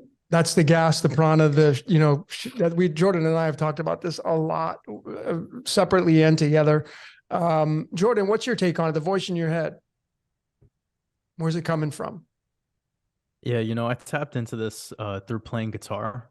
So I probably talked about this a little bit, in my live streams, that I'm a musician at heart. It's my main passion.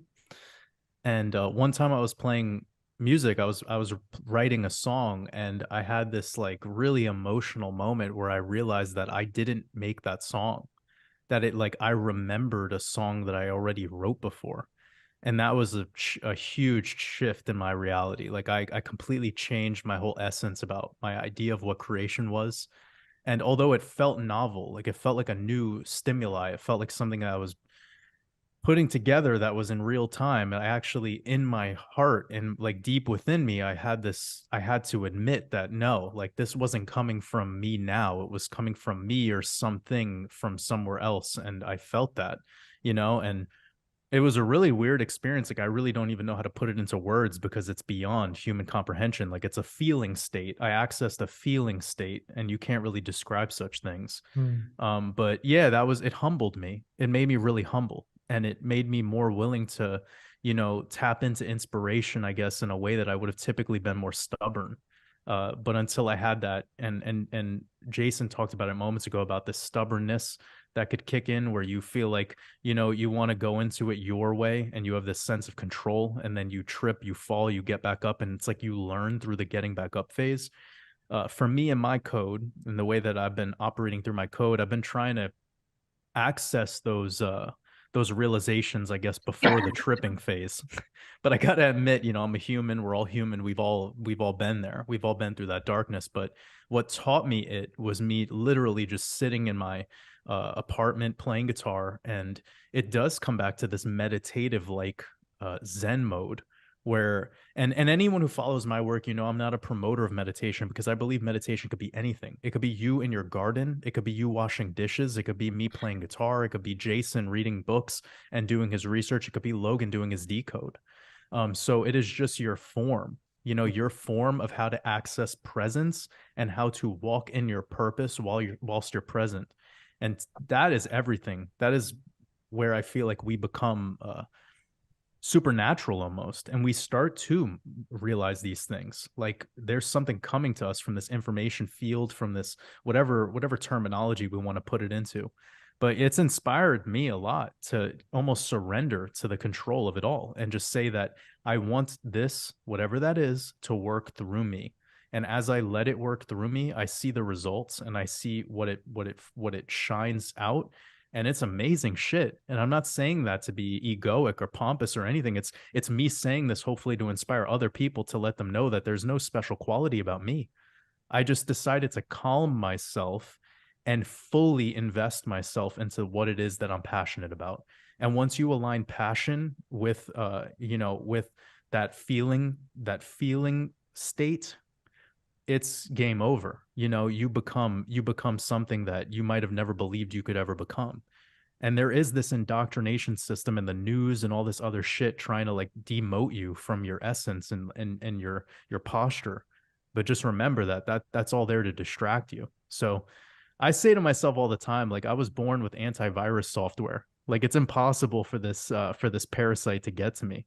But I did have this thing about me as a creator where I almost thought that I was the one bringing it to the forefront. And ever since I had that moment where I tapped in to like, whoa, this might not be myself right now, but this might be me remembering something. It's like wiping away amnesia.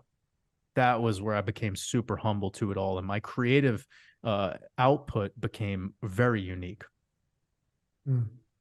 I got a comment. I had to drink another one, Jordan. He's gonna get drunk on camera. Listen, yeah, bro, get drunk on that waters above, baby. Man, listen, I had to drink another one to that because meditation, you nailed it. Meditation is anything you personally develop for yourself that allows you to tap into source. My meditation is very unique, and I recognize this. I do not sit Indian style and try to zone out. Let me tell you something. When I have my moments of genius And that's exactly what they are. When whole concepts are basically created for me so I can extrapolate and show other people what I see. When this happens, it's always when I'm reading. And let me explain.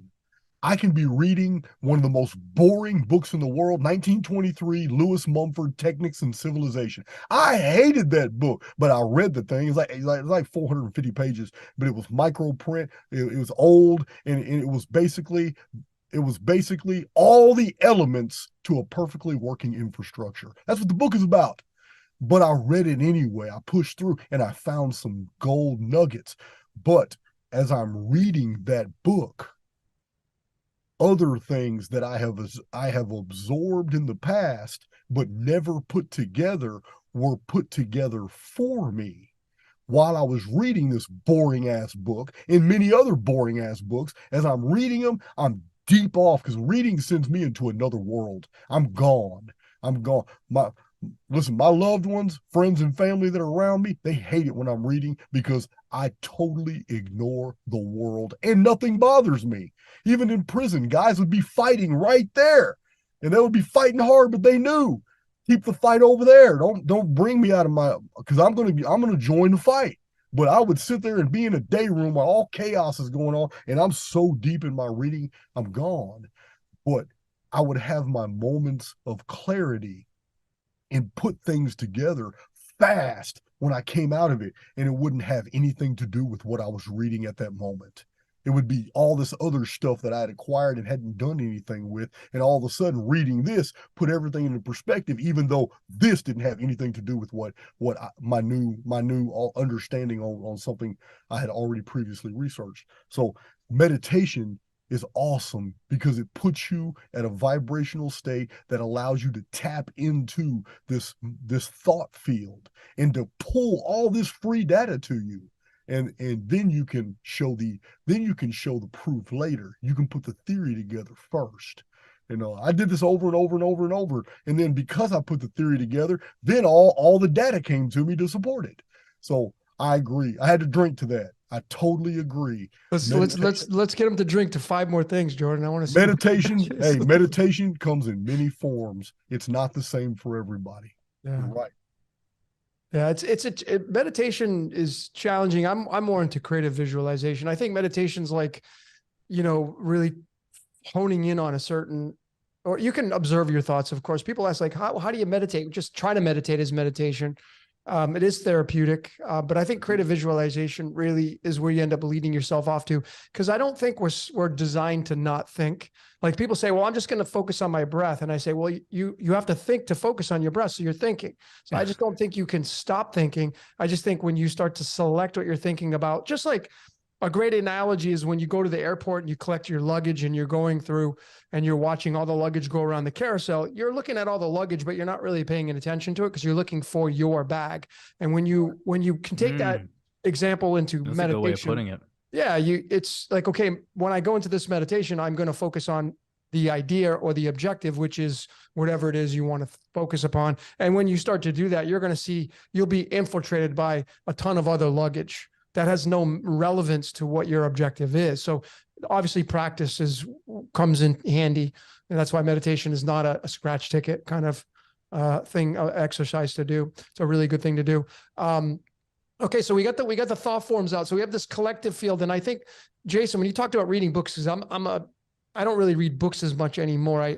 Jordan, I know you don't read books at all, but you read. I'm more into reading a lot online now.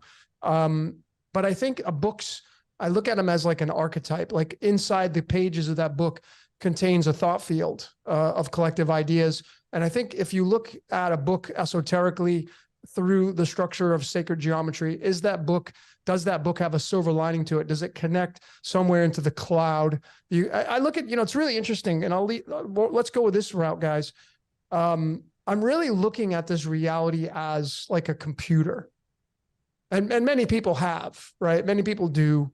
The motherboard, the central processing unit, the hard drive. What's your take on that? I mean, Jason, what does AIX fit into that equation? If we're living into, because simulation, right? We've done the simulation theory 3 times. I mean, name it simulation theory 4.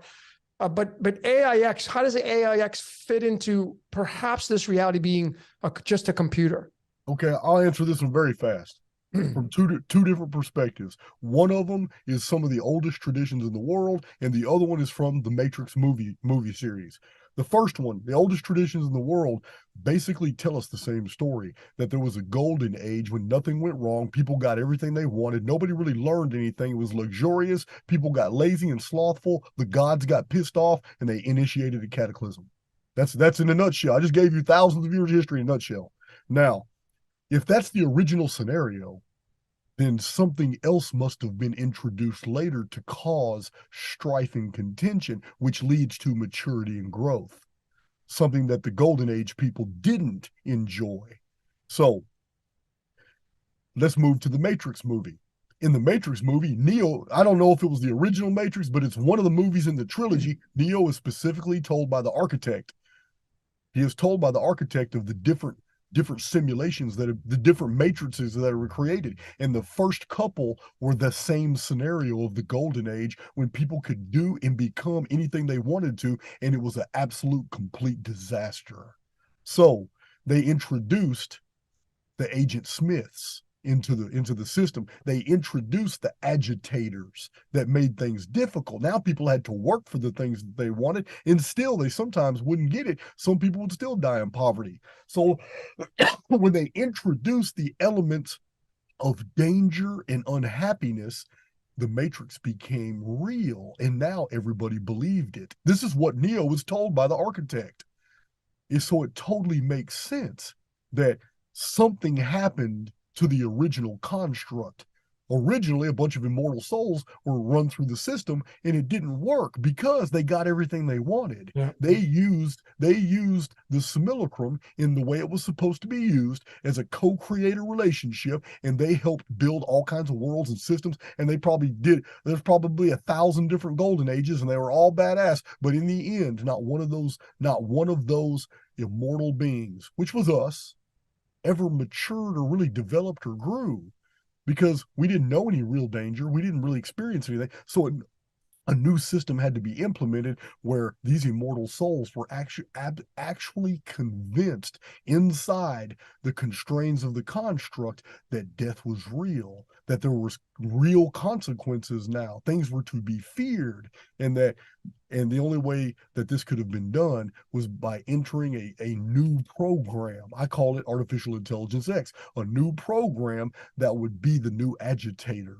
And it would actually try to corral all these immortals into niches, polarized, so it can not only empower itself, because it suffers from the law of diminishing returns, it also suffers from the law of entropy, and it also suffers from the law of conservation of energy. So it needs a power source.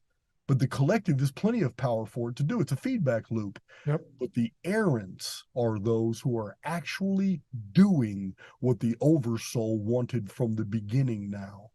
They're the ones recognizing that this is a relationship between them and the oversoul. They can be co-creators, and that they're going to have to go through the darkness in order to inherit their light. That's in a nutshell. Well said. Jordan, what do you got on that, brother? I think the way that and this could be building off of Jason's theory. I look at it like time is the most important element to all of this. And I think that if we were to consider what a golden age would be, it would probably be an age without death. It would be an immortality age. And whether we look at that, actually physically, it's up to debate. But I would venture to say it could be physical, that we just live forever in that golden age. And that is what actually leads to the complacency and the stagnation, if you will. So this is why Saturn is worshipped, because he is the Grim Reaper. He is Father Time. So when you add in that element of time, that's when you give this so-called agitator to the realm. So I look at what Jason's talking about, and what the architect is probably putting in as a variable here would just be mortality. It's giving you a timeline of life. And this is my philosophical, run around of what this could possibly be. I think that in the prior iterations of this matrix and the origin, you had no death. And that's what led to the stagnation. That's what led to you being lazy and lackadaisical, etc. And then adding in the element of just you having a death was all it took for you to get your shit together. So now the Grim Reaper walks with you whilst you're here in this fourth dimension, right? And this is not a bad guy. It's not that death is a bad guy. It's actually the best part of this life is the fact that it has an end. Because if I gave you right now the opportunity to live forever, but then you just kept going and going and going, you would eventually probably hit a point of critical mass where you're like, just end it already. Just fucking rip the cord out, you know? So people think they want immortality, but in actuality, if you had to live through it, especially physiologically, there would be this sense of boredom. There'd be this sense of why even accomplish anything? If I'm never going to die, then that means death isn't a fear.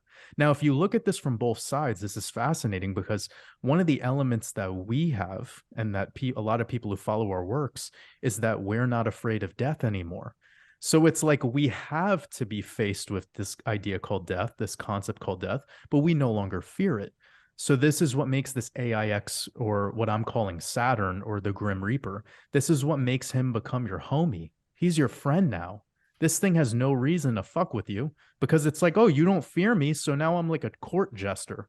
I'm here to make your life fun. You know, you look at reality now like it's a circus or a zoo. So I'm here to just hold your hand and we're gonna hang out together now. So when you stop fearing this mortality is when you really ascend. That's your ascension. And ultimately we would want death. Like I know people say that they wouldn't, but so anyways, my last thing to say is that I just do feel like the transition out of the first iterations of the Matrix to the current would have just been that one variable is let's go from, you know, we think what would make this the best would be giving them infinite life. And clearly that doesn't work. So let's give them death and see what happens. And it's clear as day to me that the New World Order flaunts this, you know, through Skull and Bones and all their other symbolism. They show you that once you can be playful with this concept of death, well, then you've transcended the so-called soul trap, or the idea that you're trapped here. It's just by being fearless of life is what allows you to live. You know, those are great. Both of you guys had some amazing expressions on that whole topic. Personally, I mean, I look at people, I observe the human being species. I think people really, you know, fear is the dominant, in my opinion, fear is the dominant emotion on the world stage currently right now, because as both of you mentioned, love, you get lazy. You know, like if you just use the example of getting into a relationship, when you first start dating somebody, you'll change outfits 5 times. You'll take forever to get ready. You'll look your best. You know, it's exciting. It's the honeymoon stage. And over time, that doesn't take place anymore. You will start to abolish those practices that you once did for the majority of people. And then, you know, give it a few years, you move in together. You know, you're not concerned about the way you look in the morning when you wake up. You don't care if you have bad breath. You definitely wouldn't go on a date having bad breath when you're just starting out dating somebody. You'll make sure that you avoid those because it's about looking good. So once you start to get rid of that and you become more comfortable, as both of you mentioned, you become very lazy. And when you say I love you to your partner, it doesn't have the same meaning as when you first said it. When you all of you that are in relationships, when you first say I love you for the very first time, is it the same? Does it have the same value and meaning 2-3 years down the line when you're walking out the door and you say, I love you, see you later? Probably not. And this is the whole concept of the agitator. And what propels us to create if you've moved past the complainer aspect? Well, fear, right? Not having enough. How am I going to pay my bills? Got to go out there and earn the bucks to create some energy to buy your items and to pay your way through life. And this whole love and fear thing, I think really those are the two emotions. Personally, I think that's what feeds this battery, which I think Earth is. I think Earth is a battery. You know, in your body, you have these cells and they give off energy as they create death and regeneration through apoptosis. That's what the cells do. A lot of them are self-suicide. And the cells, when they die, they create energy, which is called ATP. And I think that's a fractal down. I think that's what human beings do on this playing field is when we live, we create energy. When we die, we give off energy, and it's a never-ending cycle. And I think that's what life is. But I think Jason brought up the point, the good point here. You know, the golden age, people get lazy, then you create the agitator, essentially the boogeyman, the devil out to get you, which is time, which is the basis of Chronos and these concepts through astrology and Saturn and all that. And Jordan, you brought up the great point of Saturn. You make it your best friend. I read somewhere once where someone said, and this was discussing Yaldabaoth, right? Which I think is Allah. But, and it could be the moon, but once you make it your friend, it leaves you alone. Meaning, and I really took to heart on that. I want to get your guys' opinion on that. Like, and Jordan, I know you touched on this already, but once you stop complaining and blaming, do you think that's kind of a requisite to finally level up and check that off the box, and you get perhaps what's called the DNA upgrade, and you become much more of a, you know, an errant, as you say, Jason? What's your take on that? When you stop blaming and you just kind of make it your friend rather than your enemy? Oh yeah, I've talked about this a few times on my channel. It's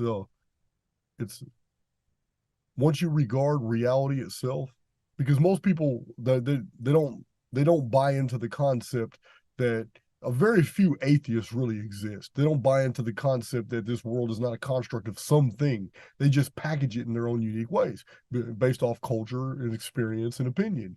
But once you regard reality as personable and that it is your friend, it becomes your friend. It's just the same. The opposite is true. In any endeavor in your life, if you think opposition exists, then reality will reciprocate to make sure that you're not being a liar and that it will knit for you opposition to whatever you're trying to accomplish. It's going to let you write your own code. So the best way to move forward in life and whatever you want to do is to start regarding reality not as an agitator, not as something that is working against you, which is very easy to do and which is most people do.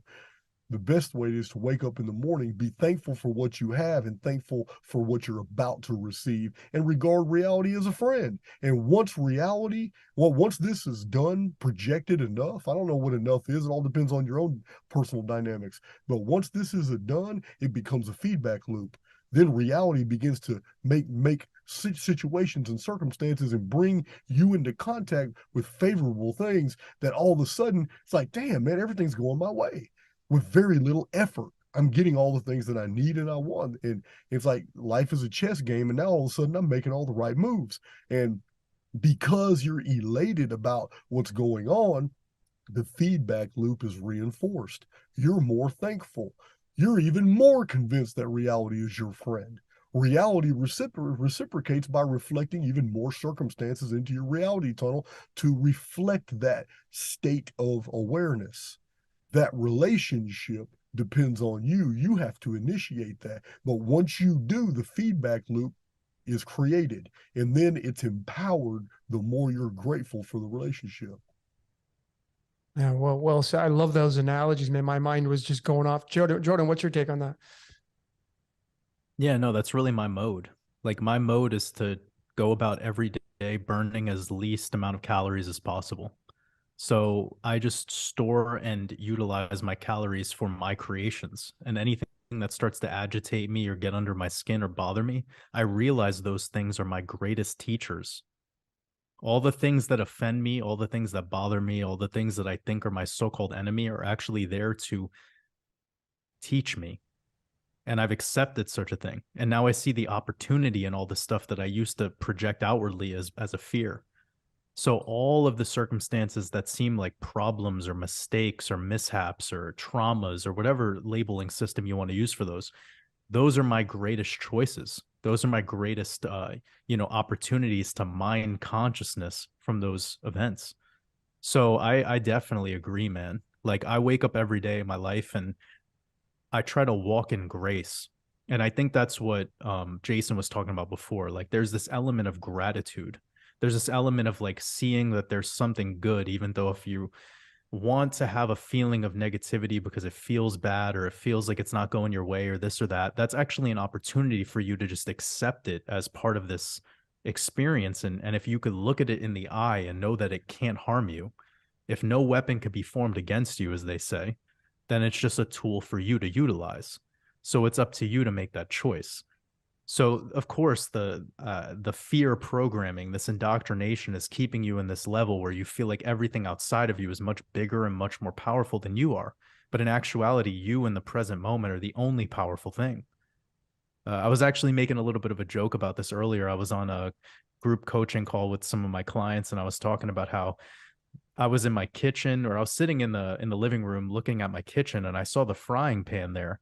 And I'm like, well, when we talk about purpose and the purpose of life and what is the purpose of this or what is the purpose of that, it's like that frying pan over there has no purpose without me. It's like that frying pan only exists for me to use it. Yeah. And it sounds ridiculous. It's so, it sounds absolutely stupid, but in actuality, it's like it is only, yeah. And I've started to look at my reality like this on a daily basis. I'm like, everything here is an instrument for my success. And now I'm speaking from the metaphysical side of it. I'm speaking from the abundant mindset side of it. Every single problem, harmful thing, mishap, it's perfect. And my overall philosophy that I've been coming to lately is that there is no evil. There is no negativity. There is no problem. There is no issues. Like, it is all perfect. It's all happening perfectly. Everything that you think is evil or formed against you or negative, it will become that. So if you want to walk around like that's your reality, then that's the reality you will be saturated in.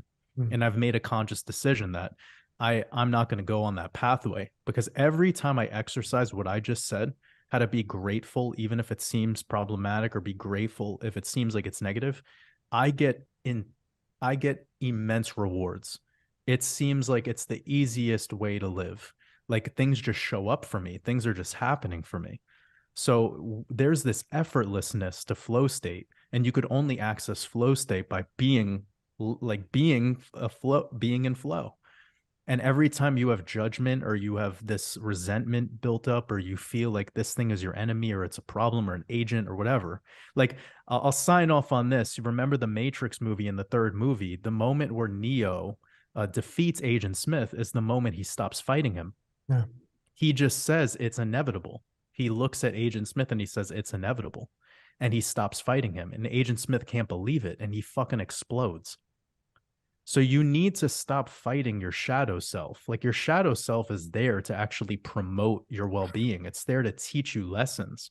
You've just been going your whole life thinking that these problems are bad, or that this evil thing is negative. But it's always an opportunity for you to mind consciousness from it, and to be grateful and forgive. So there's no more profound technology that exists beyond belief than forgiveness and gratitude. Gratitude's where it's at, man. I say that's kind of the ultimate. I think it's higher than love and fear. I think gratitude is really the ultimate feeling or experience people should get into.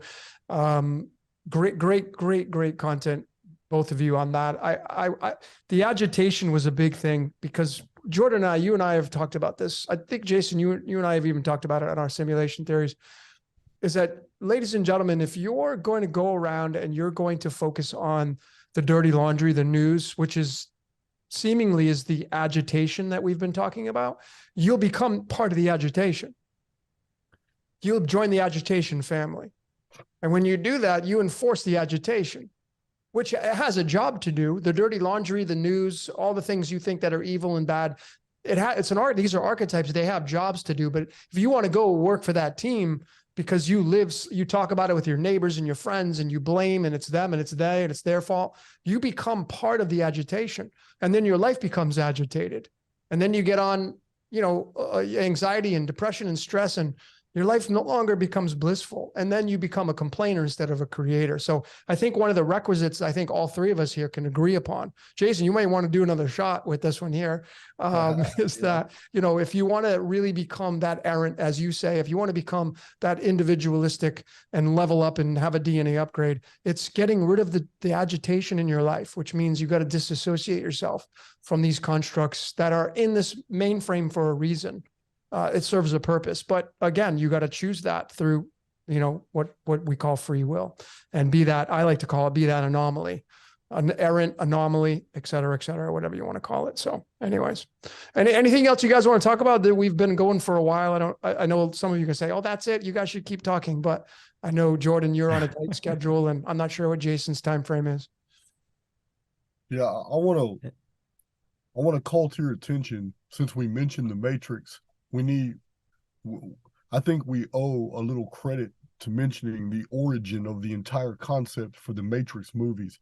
They stemmed from books that were written by Philip K. Dick. And this is a man that everybody needs to know about. I'm thinking about doing a video or two introducing my anybody who doesn't know about him.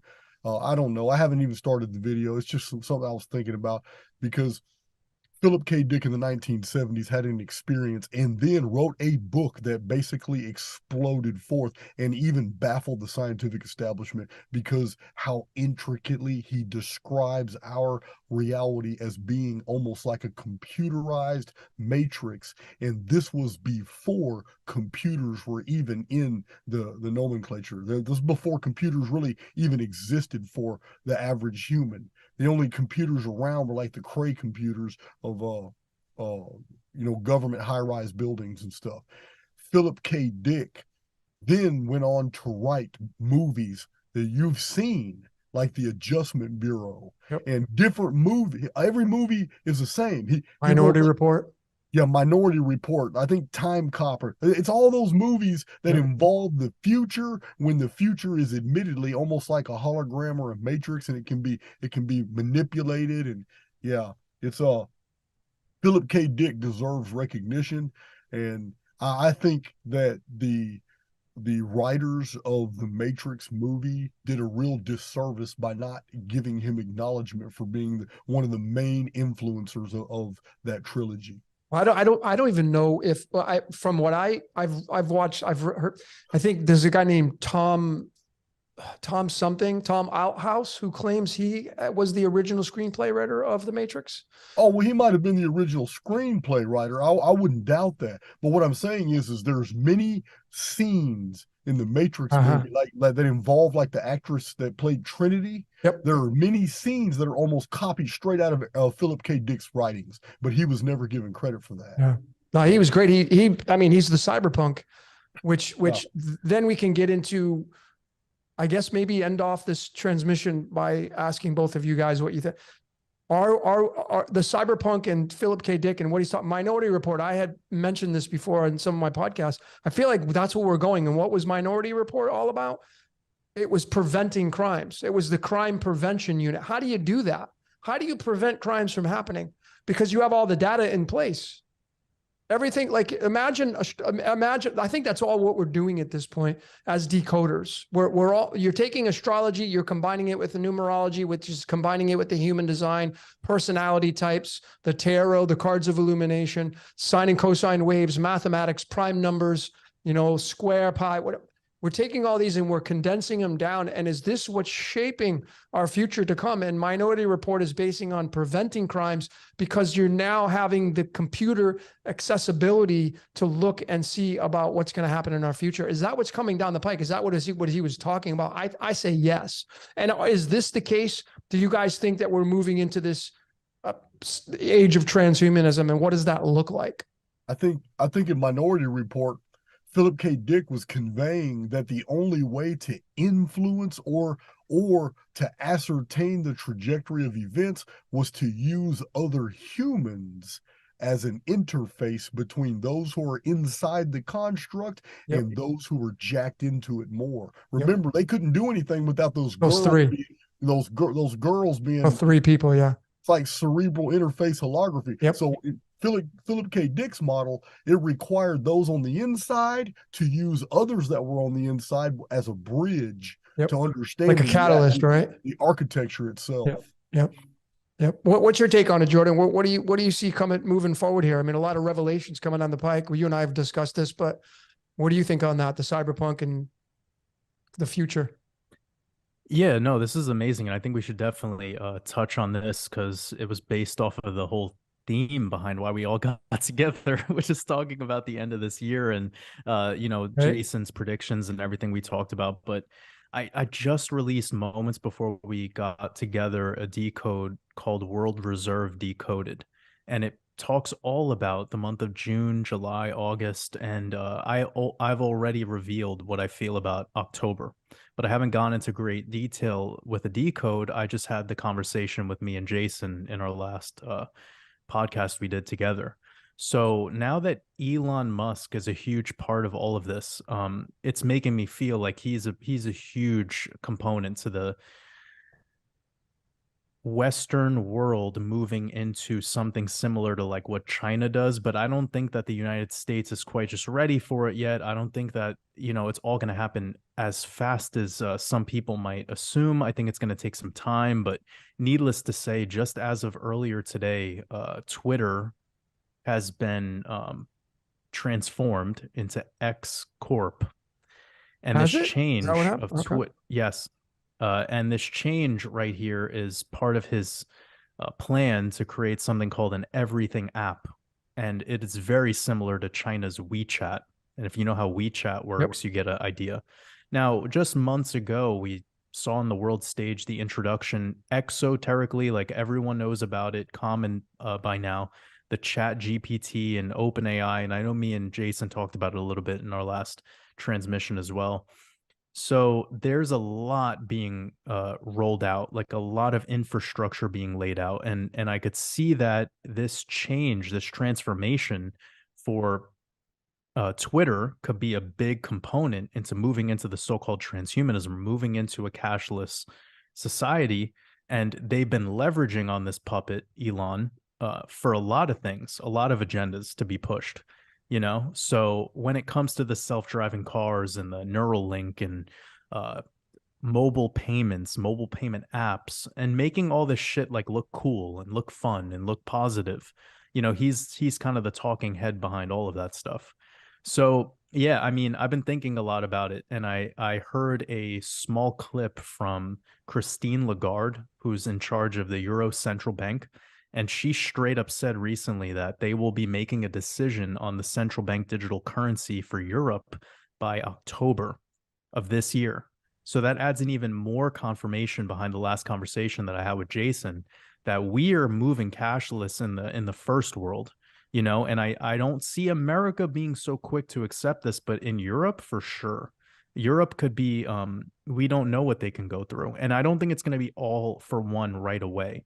I think there'll be some pushback. There's already some pushback, but when you take convenience and then you add in social pressure and you add in all these other layers to how society works, it's just part of that totalitarian tiptoe. So I'm open minded into how this is all going to go, but it still seems like October is the time for an event. And the only way for them to really push forth with an agenda is to have crisis.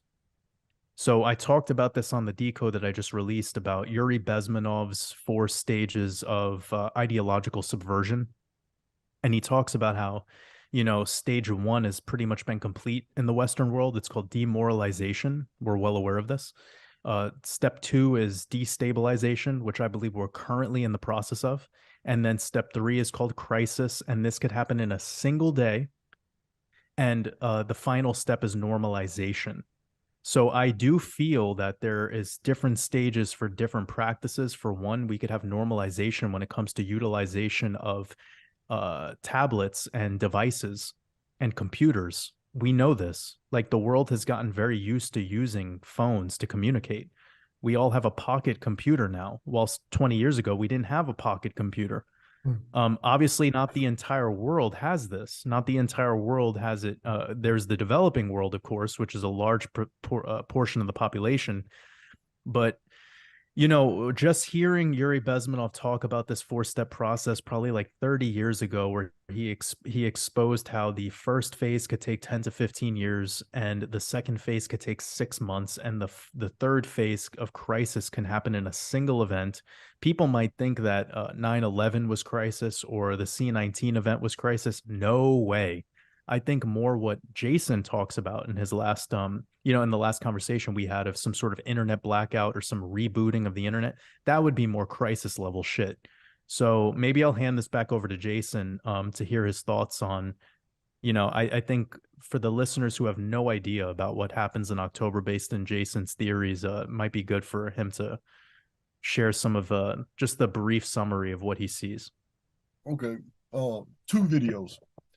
Two videos of mine. The first one, I was just going into detail about the phi and pi relationships, the Phoenix programming relationships that I found in different historical events where, like in 1941, 1859, the Carrington event, major blackouts, then 1971, 73. I found these mathematical relationships that were all connected to September of 2023.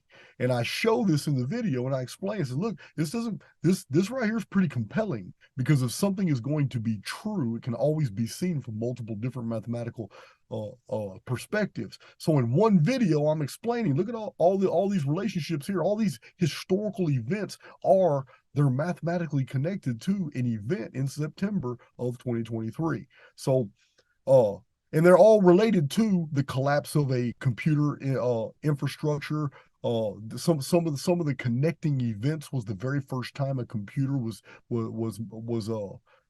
made operational. The very first time computer program was patented. All these things, all these firsts are connected, but also equally connected are all these major blackout events, and even the day the internet transformed from the ARPANET to the commercialized internet for the public, it's connected. So I use that video to basically predict. It says, look, every bit of this is connected to the Carrington event and other solar minimum and solar maximum activity in the past. I says, I have no other conclusion but to give you guys my interpretation based off each one of these mathematical deals. So to me, a combination of all these associations and relationships would be basically what's going to happen September 2023.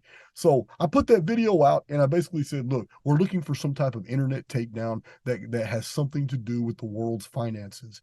This is what we're looking at. And I believe it's going to be temporary, but I believe when they bring the system back up, it's going to be fundamentally different.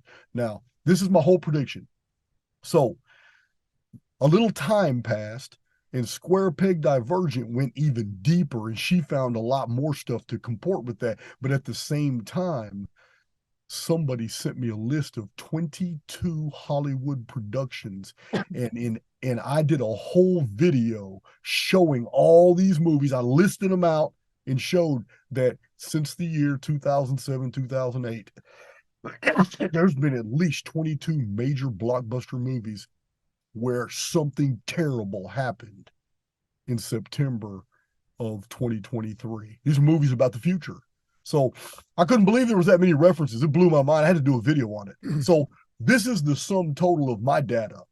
Square Peg on her own channel, she has her own data that's very compelling, because she does a lot of arithmetic, mathematical, calendrical studies as well. She has a whole video about the false Carrington event, because that's what it's going to be. We're not predicting a real EMP.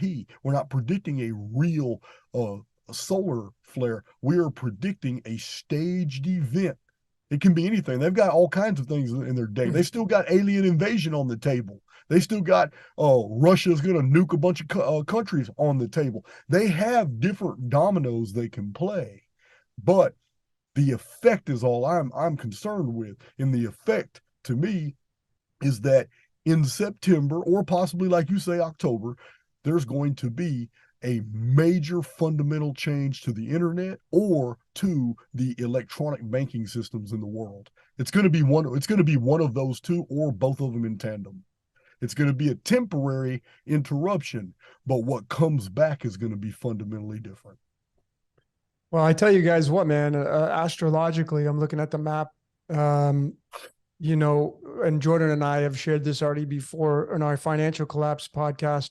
But I mean, to reiterate this point that you both are talking about, why do these things happen in the fall time in the Tropic of Cancer, Cancer being ruled by the moon? So there is the moon involved with this here, but because it's in the sign of Libra, now I'm using sidereal astrology, which is the true match to astronomy and the sky, not Western. It is going to be sidereal. In sidereal astrology, in the month of October, the sun, which represents the spirit in the sky, is going to be in the sign of Libra.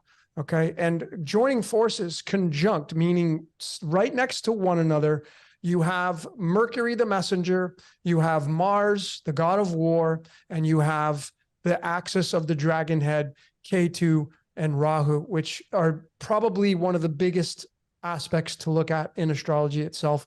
And this is moving through Libra and the sign of Aries, the ram. And across the way in Aries, the ram, forming a symbiotic relationship, you have the mighty Jupiter there with the father of technology, which is Uranus. So these are all lining up with what Jordan has talked about, which is what Jason's talking about, and what Jordan and I have talked about in the financial collapse astrologically. And you obviously have Saturn in the sign of Aquarius and Pluto, the wrecking ball, which will be there till 2039 in the sign of Capricorn. So to me, these are all layers that are speaking loudly of something happening, and whether it's real, fake, staged or not, these are all lining up that way to happen. And I think there could be really a combustion going on in the fall, as we've talked about. And I think they're going to be microbursts from now until the fall time, personally, that could potentially happen. I think one of them could come in the month of May. But again, this is pure speculation and theoretical. But yeah, I think that Elon Musk, I just want to go back to what Jordan was talking about for a second. Elon Musk, to me, is a confidence man. He's a confidence man for the elite. And for those who don't understand this terminology, in the grifter game, grifters are scammers. They're high elite scammers. They pull off major financial scams, and they work in teams and stuff. But let me tell you something. Elon Musk, to me, my opinion is that he's the ultimate confidence man. The confidence man is put out there by hidden others who finance him, who market him, and who empower him. And he's put out there to gain the confidence of the collective, to the main body of people. He's the hero. He's the ultimate truther. He's the one that released the Twitter files. He's the one that he's not going to just accept everything NASA says, so he created Space Force. He's the one that's pushing for electric cars. He's going to save the planet. He has all these ideals.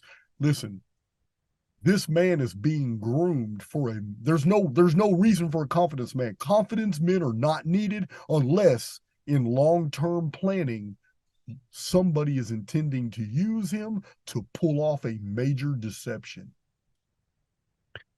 well, I tell you what, if you're a fan of tarot, man, look at your screen. This right here is Elon Musk's birth card. Now, even if you're not a fan of the tarot, I'll tell you the Two of Wands, you can clearly see the person standing in between the two pillars. Those represent the sun and the moon, and this person's holding the world in the palm of their hands. This card right here in the tarot, ladies and gentlemen, is the card of the futurist. This is Elon Musk's birth card. Okay, his birth card is this card right here. It's the card of the futurist. The two meaning duality. The Two of Wands, meaning the Two of Clubs, which is all about air and the sun and ideas from the collective. So, I mean, is this guy being groomed? Well, I mean, certainly is a very, very good position to put out there. The world thrives on following people, and this guy putting satellites out there. We got the Neuralink. We're being formed in Fremont, California. I'm working on a decode about the Neuralink, but is this what's coming down the pike? And I mean, are people gonna jump into this with what he's pushing on the world stage? Time will tell, man. It's going to be interesting coming down the pike here. So certainly a subject for another video. Yeah, man. We could definitely. I did a short decode on him, but I mean, this postulates a perspective of, are people being cloned and groomed from a laboratory from the very beginning, and then their whole past is fabricated to make it look real, but they're literally cloned. They're grown artificially. Listen, a lot of people will think I'm absolutely insane, and I don't care. But I'm convinced there's been at least 3 upgrades to Joe Biden, and they keep fucking it up. He's dumber and dumber each time they bring him in. But But the Joe Biden we have right now doesn't look like the Joe Bidens in past pictures and photographs. And I think they keep bringing this bumbling idiot in, and they can't change that programming. They've tried before. We're on the third or fourth Joe Biden right now. Yeah, I mean, Yo, his time's Jason, running you out, know right? that term airhead, right? Yeah, Well, this comes back to Age of Aquarius. It's like they've selected the primetime airheads to represent the leadership, the so-called leadership of these power player roles on the world stage. And right. they've been doing this now since pretty much George Bush Jr. That's been their essence. This is why, like, when we had Trump in position, you can see the similarities between prime minister of, certain nations. Like, I mean, it was across the board. You have this similar essence and vibe. And I kind of look at this now as a huge push into the globalist agenda. And I've talked about this a little bit in my work, how they want you to feel like the current structure that we call government is failed. It's corrupt. It doesn't work. And this is the perfect environment for them to usher in a globalist agenda, something like the United Nations being your global court system, your global governing body. This is ultimately what their plan is. So it's pretty fascinating to see where these other player characters fit into all of it, such as an Elon Musk. And I agree with what you said. You summarized it really well as a confidence man. And there are these other player characters across other parts of this world stage that are doing a similar duty.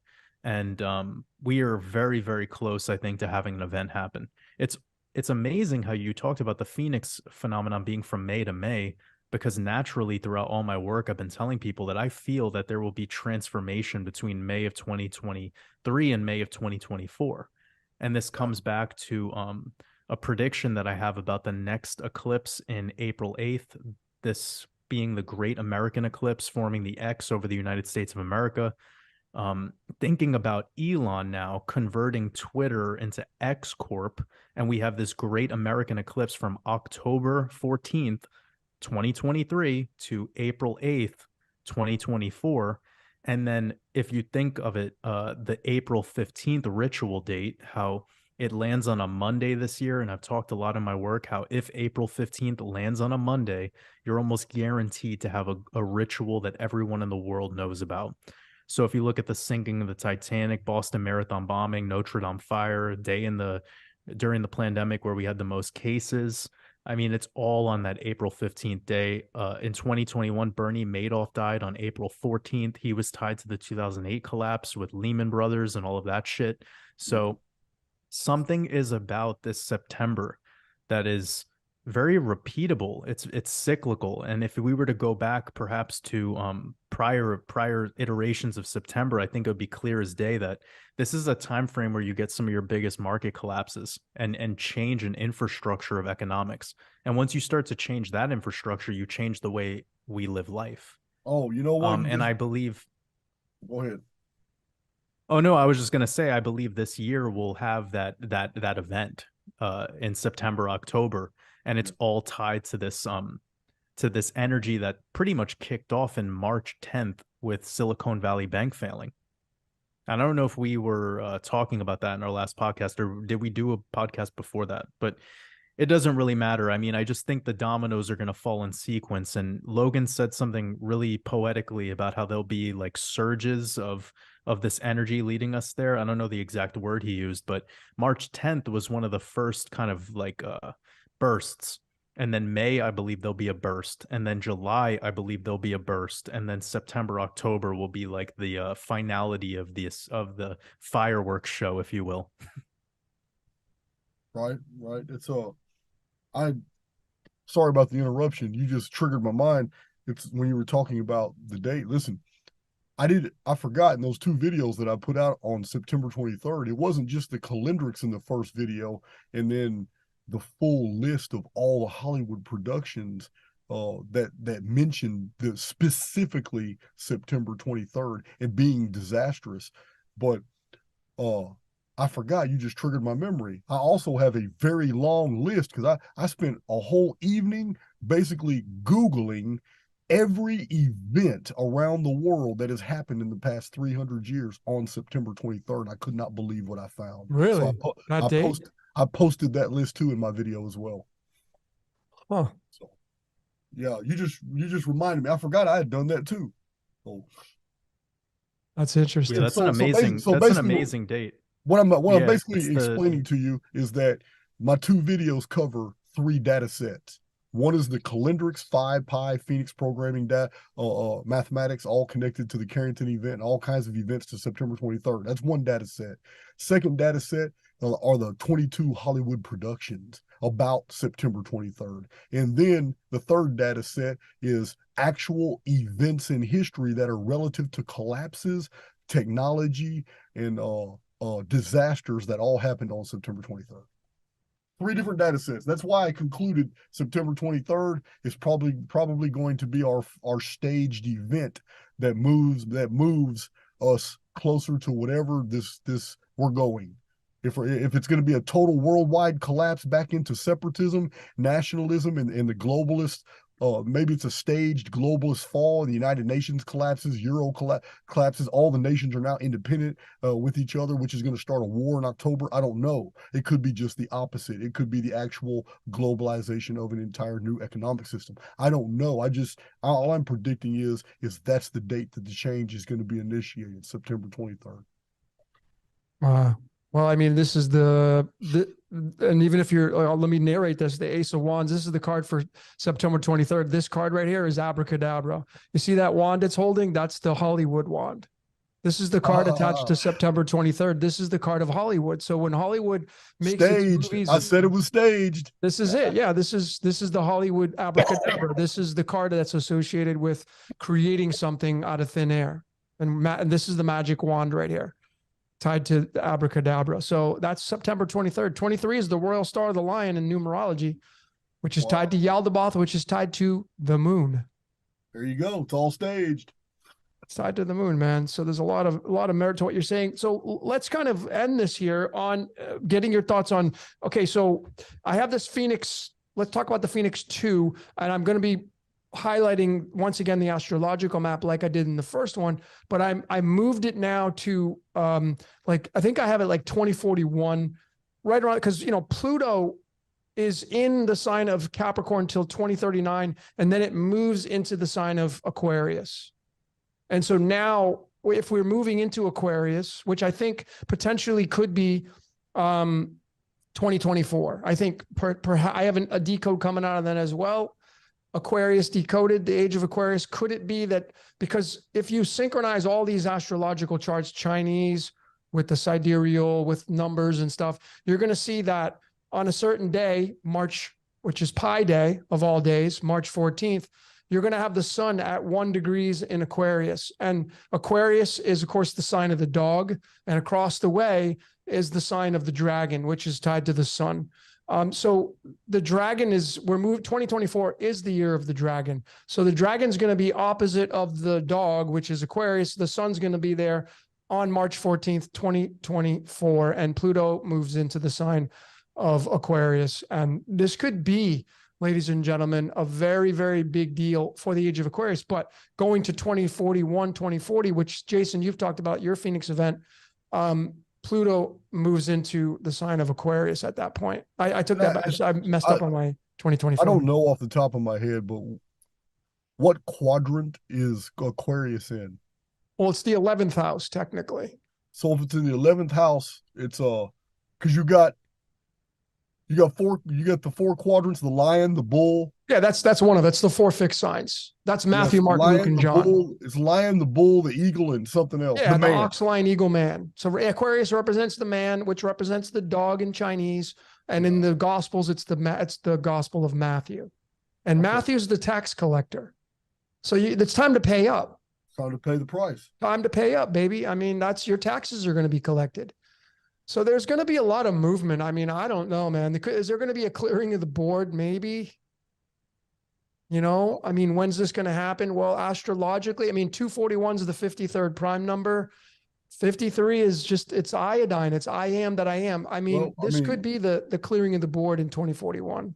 I published in a book, I published Mario Reading, French scholar, his translations of Nostradamus' quatrains concerning the date index that he discovered.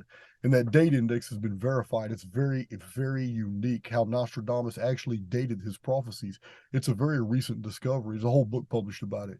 And what he says about the year 2040 Anno Domini is awesome. It's all Phoenix related. It's all the sun going dark as black, the moon turning red, rocks falling from the sky, the new city of apples being drowned out in the new empire, which would have been the Americas at that time of Nostradamus. So it's really interesting, but for the year 2041 all the way to 2045, Nostradamus paints a very specific picture that the new empire across the Atlantic is going to be emptying out as migrations are going over Europe back toward the Mediterranean before 2046.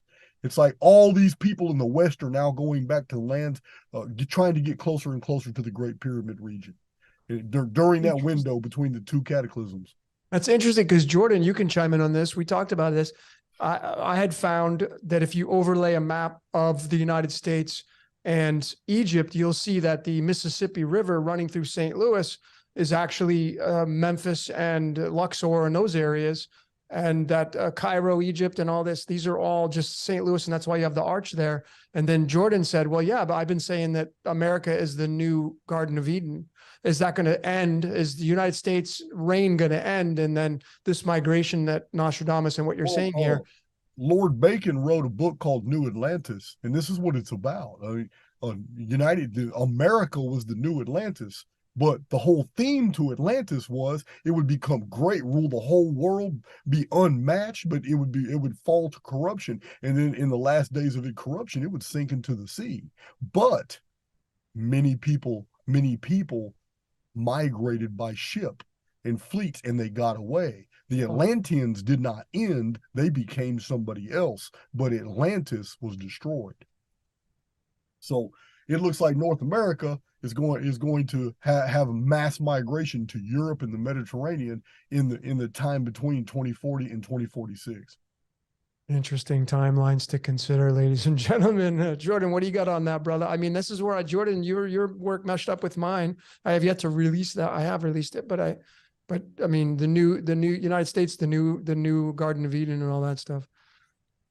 Yeah, I mean, there's so many things that you both just went through. Wow, amazing. This is probably one of the best podcasts ever. Like when it comes to the amount of value that we jam-packed into only a couple hours. But yeah, I mean, I've been looking at America as the Garden of Eden since the last cataclysm, and I believe it will maintain its position and posture as the, leader until the next cataclysm or, apocalyptic event. So it is what it is. And as I've studied the past, I see that it just moves position accordingly. And one thing to bring up to both of you is I was really, really intrigued by Turkmenistan and a city called Ashgabat. And I believe I spoke with you about it, Logan, several times. But when I investigated further into this city, it's clear as day that this is a part of the world that is being designed or put into, let's just say it's being built for a noble or royal I mean, I don't even really know how to say it because it's such a wild concept, but it's showing me how there's a preparation phase for where the elite will go after they're underground. So I believe they do go below ground for a phase of time. And then when they resurface, they have a place they occupy. And perhaps it's part of their preparation phase to lay out some of that infrastructure before this moment happens. And it's because they can calculate where the cataclysm is going to hit, how it will affect certain parts of the realm, etc. And when I look at this place in Turkmenistan, Ashgabat, it's clear that there is a very big discrepancy between the population they have, the GDP they have. I mean, when you start adding up all the metrics of what you're seeing in the aesthetic of this city, I mean, it just doesn't match up. Like you're looking at third world statistics, but the outline and the layout of this place is so futuristic. It looks like it's out of a Hollywood movie with CGI.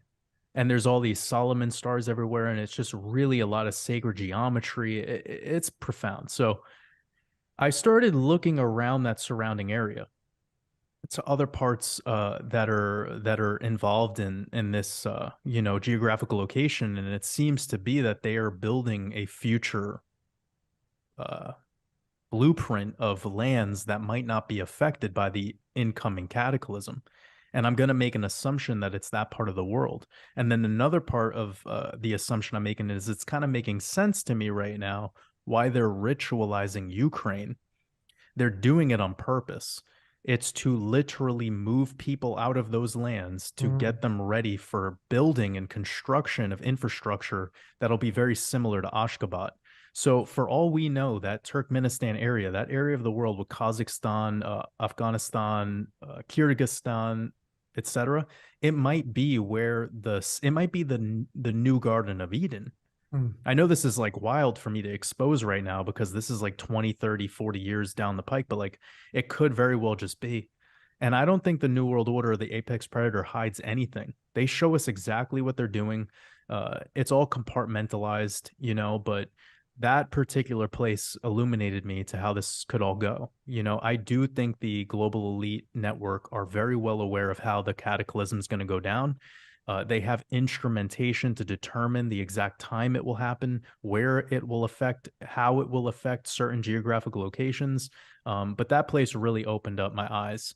So, yeah, I mean, we're watching this all unfold right now. And when we think about the timeline with Jason's work and what you've just shared about the astrology placements, I mean, we're pretty damn close, but we currently have something to look at, which could be like this futuristic, new world. Well, like you said, man, not fearing death is, I mean, if a cataclysm comes and wipes us out from a plasma event or whatever, however it looks, if you're one of the ones to make it out in the end, great. If not, well, then you may just come back and change characters and try a different meat suit out. Who knows if that's the way this whole thing works. Hey, I would be interested to know the altitude of that city you're talking about. That might have everything to do with why they're building there. Yeah, you're going to want to check out Ashgabat. Like, if I were you, I would investigate that city further. There's so many gems there. Like, even just looking at Google Maps and going to Ashgabat and then looking at the picture submissions from normal people, you're going to see some high level technologies there. Like what people think are just buildings, but they're actually, it's tech. It's highly sophisticated tech that is feeding off of the ether. And it's obvious to me. Well, like this city it may be just the upper infrastructure to a whole underground facilities that we don't know about. Absolutely. Absolutely. And what better place to do it than a place that barely has a population to begin with? You want to go to a place where, and I when I think about the Civil War and when I think about the two world wars that we had, and I really started to investigate them further and started to see where Zionism and Bolshevism and Marxism and all of these globalist kind of like the tenets of globalism, like where they're systemic of, it's starting to make so much sense that this would be part of their planning. This would be part of their protocol. You get people to look this way whilst they're building and developing the infrastructure for the new world. And I'm not talking about for you guys. I'm talking about for them. They could give a shit where you are, and that's up to you and your discernment, your intuition of where you think is a safe place for you to be. Right. And I think we all tap into that through an earlier concept we talked about, which is that information field. Comes back to our intuition, where we feel best. I know for me, like around that C19 event, I was living in Australia, in Melbourne, actually, right before it kicked off. And my intuition was telling me that that place is going to be really hardcore when it comes to the shutdowns and how they're going to enforce power and enforce this, essence amongst the people. I didn't see it to be as bad as the place that I was living in, the States. And it was a great call, and the people that were in Mexico at the time, an even better call. I mean, I believe you had a lot more freedoms and mobility, etc. But this is going to kind of be the world that we're moving into, where there's going to be a lot more of a stranglehold on your mobility, on your rights. where you're allowed to go, where you're not allowed to go. I think we all already know about this, though, so it's not to spread fear. But as we inch closer to this year of 2040, if it in fact is going to be a year of a cataclysm, then imagine the shit they're going to try to pull on the world stage as we get closer to that. Just imagine. I mean, it's only going to be more and more ramped up. I agree. I talk about that a lot on my channel, but also what you're describing to me is this is something that I've discussed many times on my channel. The elite are always going to want to have underground repositories of manufacturing districts and all kinds of infrastructure already there, and they'll need places to come up from, like these little cities and stuff. In ancient times, this has been religiousized, but really they were just called the Edens. These were walled enclosures of the elite, and they were seen by the locals as paradises after cataclysms because they had lost everything. But these people who operated these Edens, the Anuna, they had come from the deep. They had come down, they had ascended from the mountains.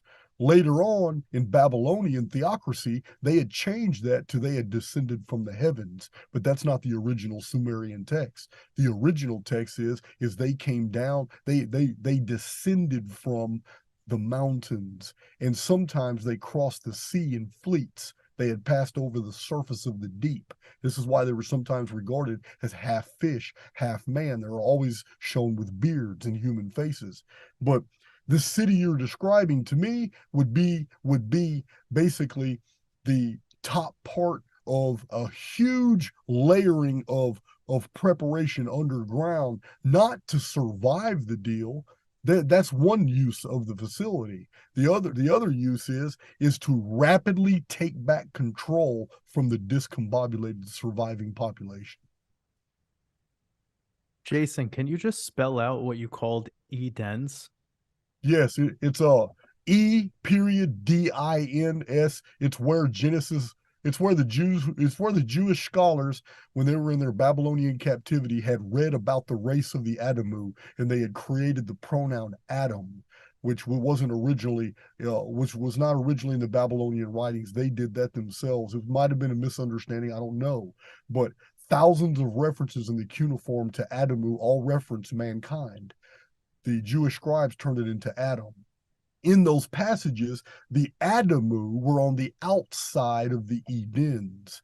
This is where they got Eden from, this garden paradise. Yeah, that's what I was hearing when you were talking. It's exactly where it derived from, man. This isn't Jason telling you this. They're like Albert T. Clay over a century ago wrote about this. This was even Zechariah Sitchin had mentioned this scenario, that Adam and Eve isn't a true pronoun. True pronouns. These were borrowed from the Babylonian Adamu and Kava. So Kava was just the Semitic word for females in a matriarchal culture, and the Anuna were not gods. They were regarded as gods by the Adamu, but in every visual representation that we have of Sumerian artifacts and in friezes and reliefs, in every single one of them, they look absolutely human. They're very tall. They have pale skin, gemstone colored eyes, and they all have beards. This is the distincting qualifying characteristics of the Anuna, because the Adamu could not grow facial hair, and they prided themselves as the black-headed people. So anyway, the Edens were just walled fortresses where the locals knew that's where the candy bars were, that's where the tobacco was, that's where all the good stuff was. But they were bringing that up from underground facilities after a cataclysm. This is the whole story of the Anuna and the Anunnaki. All this other ancient aliens bullshit falls apart under screw. I've got so many videos that take ancient aliens and Zechariah Sitchin material, and I just dissect it till you realize how ridiculous it is. It's all BS. Yeah. The story of the Anunnaki is the story of a civilized infrastructure that went underground, survived a cataclysm, came back up, and rebuilt the world into the civilizations that we know in the ancient world. So just get it backward. They just, instead of from the bottom, they came from the top. So just reversed it. Yeah. Well, this is making me think about a couple things. For one, in the Matrix movie where they show you Zion as this underground city, right? There's that one element, but the second element is it's making me think of star forts And there's places where these star forts are they're surrounded in water. It's terraforming, human terraforming. Like it's clearly done by a human intervention. Mm-hmm. So it's making me think a lot. Were those island star forts, do they have an underground infrastructure that goes down deep into the Earth's soil? Because if that's the case, then like, holy fuck, that is the most sophisticated pre-cataclysm preparation you could possibly have, right? Yeah. You have a land that is guarded by waters, and then also it has this kind of geometrical layout wall structure, which makes it so that you can militarize it very effectively. Yeah, you And can then defend it very ultimately it's easily.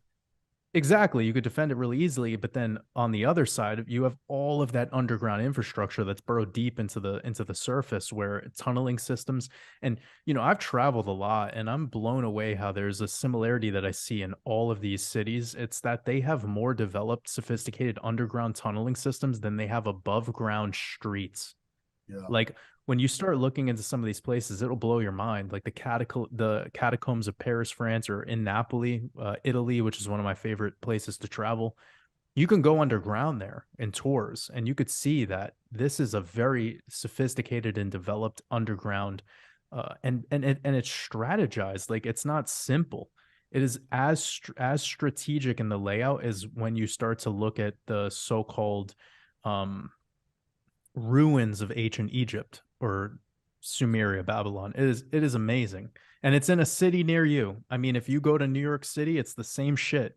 They just Yep. the exoteric cover up is your New York subway station. But in actuality, shit gets way more deep than that and really, really sophisticated beneath. Same thing in Paris, same thing with the London their metro station. It's just a cover up. Like their metro station will lead you to secret tunnel systems that'll go even deeper, and it'll Wow. get, yeah, I mean, then you have the concept of deep underground military bases. I'm sure you guys are well aware of that, but your layer that you added on with the E-dens, I need to look into that shit, man. I've never heard of that before. So thank you. And having said that, 3 hours, guys, I done hit my limit. Well, you needed the shot, dude. Yeah, need another shot. Well, hey, thanks for you guys have been awesome. This has been a fun podcast, a lot of great material. And I really, really am grateful for joining forces with both of you. Thanks for coming on, sharing your mindsets or whatever. It's going to be fun to condense down. And I'm not going to edit anything, ladies and gentlemen. We've completely improv'd all this.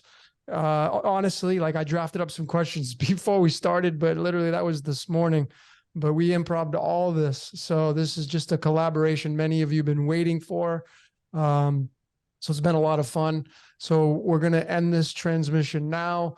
For Decode Reality, my name's Logan, Jason Breshears from the Archaix family, Jordan from the Waters Above and the Wolf Pack and that family. Guys, it's been a freaking fun ride. I hope we can come back and do another collaboration. Maybe add another person to this. That'd be kind of cool. Add another great mind to this would be fun.